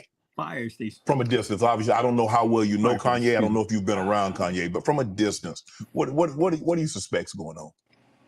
He's got mental health issues. I suspect that we're pretty awful people if we say that somebody got a mental illness. Yeah, I like his and truth then we telling, watch man. what they do. Yeah, he's got a mental illness, bro. If you say somebody got special needs, then why would you be watching them and holding them accountable like everybody else? Wouldn't you grade them on a curve? Wouldn't you go, whew, this guy? Because, I mean, what are we reacting to? What are we reacting to? Yeah, You're same the here, one man. that put I him think in a next episode I'm position gonna watch where this he before I thought he skip was through God it and could the call last, himself Jesus. 30 minutes. You're the 3 one hours told long. the guy that writes musical Well, lyrics my next that he goal was is a to do a genius. fucking full You're the watch one on that's this like, so since they don't seem to be flagging what do me. you expect? The guy I'm married a definitely gonna go over whore. this whole Like, thing. what? Oh, Lord. Like, I didn't mean it like that. I mean, married her because she was one. Not he didn't know. He understood that he wanted that. He courted that. That's what he wanted to base his But maybe family she got on. a good heart, though. I know what you're going to say. Don't you say it, Cat. Don't you say it. I'm going to move the If conversation. what I'm saying is not correct, then how does she end up with Pete Davidson? Bruh. I mean, that happens all the time. And what if you weren't even good enough for Pete and he leaves you? What do that mean the product was? Damn. No, I don't support or villainize Kanye because I don't understand what it is we want from him. I don't know why we look at a basketball player and say, he didn't score no hockey goals this whole season. He don't play hockey. Kanye don't say nothing I can agree with. Okay. He was... So, did you know this story when Kanye was talking about it? She invited him apparently to the show. And apparently, because this is his story, she's sitting there making out with the man on the show. You know, the whole kiss scene. So she fucked with his head bad, dude. How fucked up was that? The weird guy in the beginning with the pink sweaters when we met him. Like, what do you think moving to a beat of your own drum? This dude started a church and kept cussing. Nobody in black church said nothing. You would have thought all the pastors would have came. You can't be no gospel artist. You just said fuck that bitch. Nobody said nothing because TD Jakes over there with P Diddy. Like, come on, cat. Only the guy you had here has been upfront and honest and a man of God and humble and took the L's he had to take and didn't. I did see it was trending though, but I ain't know. I ain't know why, cat. I don't. Let me go to this question right here. This question. All people that love the truth got to be happy if the truth coming out and lies is getting exposed. That's just what time it is. 2024, folks. Are you related to Luda? No. So there was a crossroads where we were both invited to an Illuminati thing, and it had to be one or the other of us, and decisions had to be made. So it was both of us. We were equal. One of us had to cut off all their hair and couldn't do the sideburn thing no more with the points. And the next person they said was going to get $200 million because they were going to pay him $10 million a movie to do 20 movies. And that's how the conversation happened. One of those persons turned out to be Ludacris, and the other person turned out to be Cat Williams. Now, one person ended up with a light-skinned, ugly-faced wife that's never done it. Remember I told you that if I say that, it applied to 7 people? Yes. It's part of what they give you. Okay? I didn't get it. I'm not mad about it. How much money they give? 200? Sir, Fast and Furious is on what number right 10. now? 200 million. I might need to get me one of the more women look the same. That's what they all end up saying at the end of the day. Kevin told you he wasn't going to wear no dress until they offered him the dress, and then he put it on. And what did he say after he wore it? I made my own decision. Duh. But you didn't make it before they brought it up, did you? So he didn't. Luda didn't put it. Hold up, Chris. You have a lot of politics. Never talk about it. I'm not that controversial. Where are we go? Where are we headed, Cat? This is sad. We've never been here before. We've never been at the point where neither option is good for us in real life. No. This is a different conversation. This is, would you rather go back with your ex, or would you rather go back with the person before them?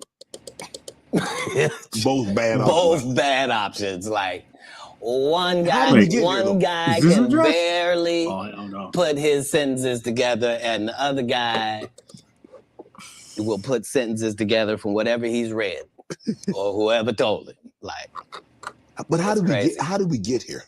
How do we get here? All division divides. There's no way around that. All division divides. Oh, he's got a pretty politics. Even in the beginning, when our Constitution was drawn up, the two parties was not what they had in mind. No. They always thought that it would be two main and another independent party. They always assumed the independent party would be just as strong as the others. A lot of that just didn't happen. And that's what I've learned more from comedy, is that Republicans laugh at the exact same thing that Democrats laugh at. As long as I'm talking to Democrats, I can make wouldn't that be funny as fuck though? About what Republicans do. By the same token, I can go talk. The thing to is, there's been many for a whole characters hour like and have them dying about the stuff that Democrats do. But at the end of the day, who does that? Yeah, your team got an offense and a defense. They're not supposed to be enemies. The enemy is the other side. Oh, it'd be great shit, man. You can't do politics like that. Nope. It's not good for the country. Man, you see this Mark Zuckerberg building this $270 million bunker? If you have $1 billion, we have learned that you can do whatever you want to do. When Elon Musk wants to send things in space, he don't have to ask nobody's permission. Congress don't meet. Senate don't meet.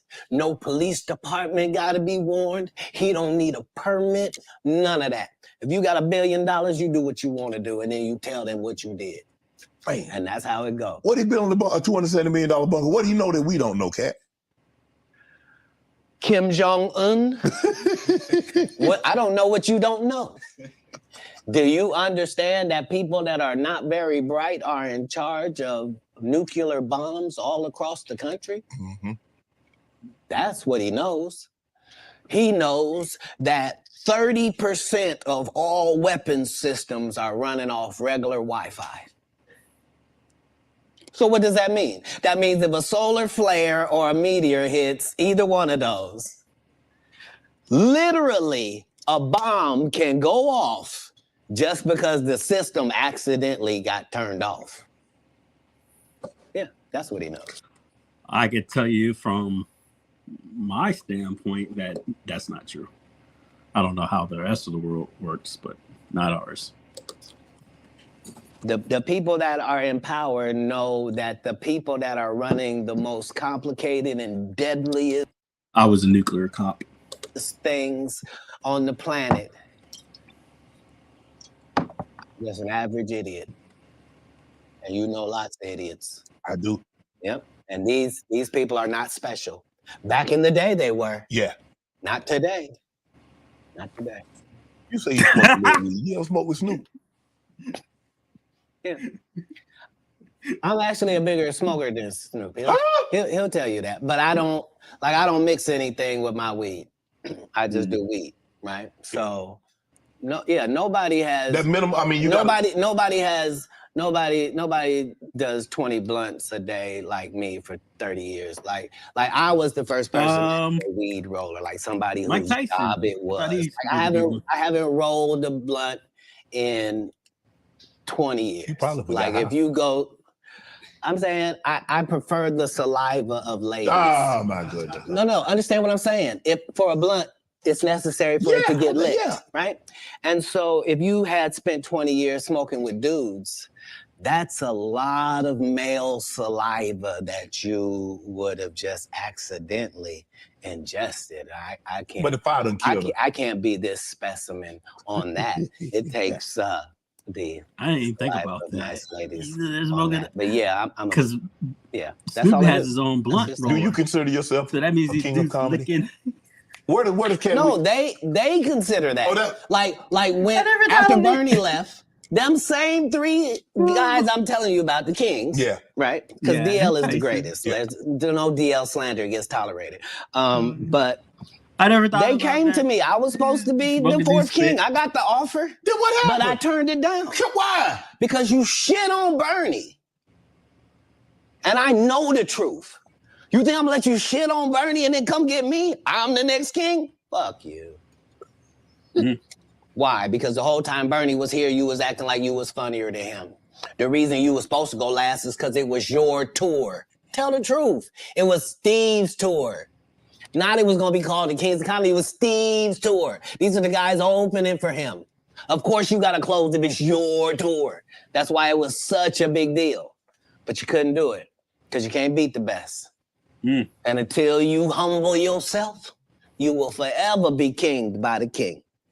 And because you finally did it, because you didn't have no other choice, and now that he gone, you gonna act like he wanted to be a movie star. You stop it.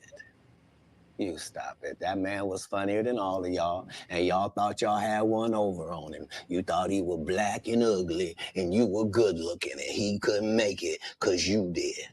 And that ain't the way comedy works. The king is the funniest. Period. Every time. Bernie Mac was the funniest. And that's why no audience member was ever swayed. It didn't matter where Bernie went. You think if Bernie went first, he wasn't the king? Get out of here. Get out of here. Get your ego out of this. You let the best be the best. Right? Cat Williams, ladies and gentlemen. Thanks for coming on, bro. I really appreciate that. Thanks for sharing. I'm about to do a whole thing on this. This was good shit. Man.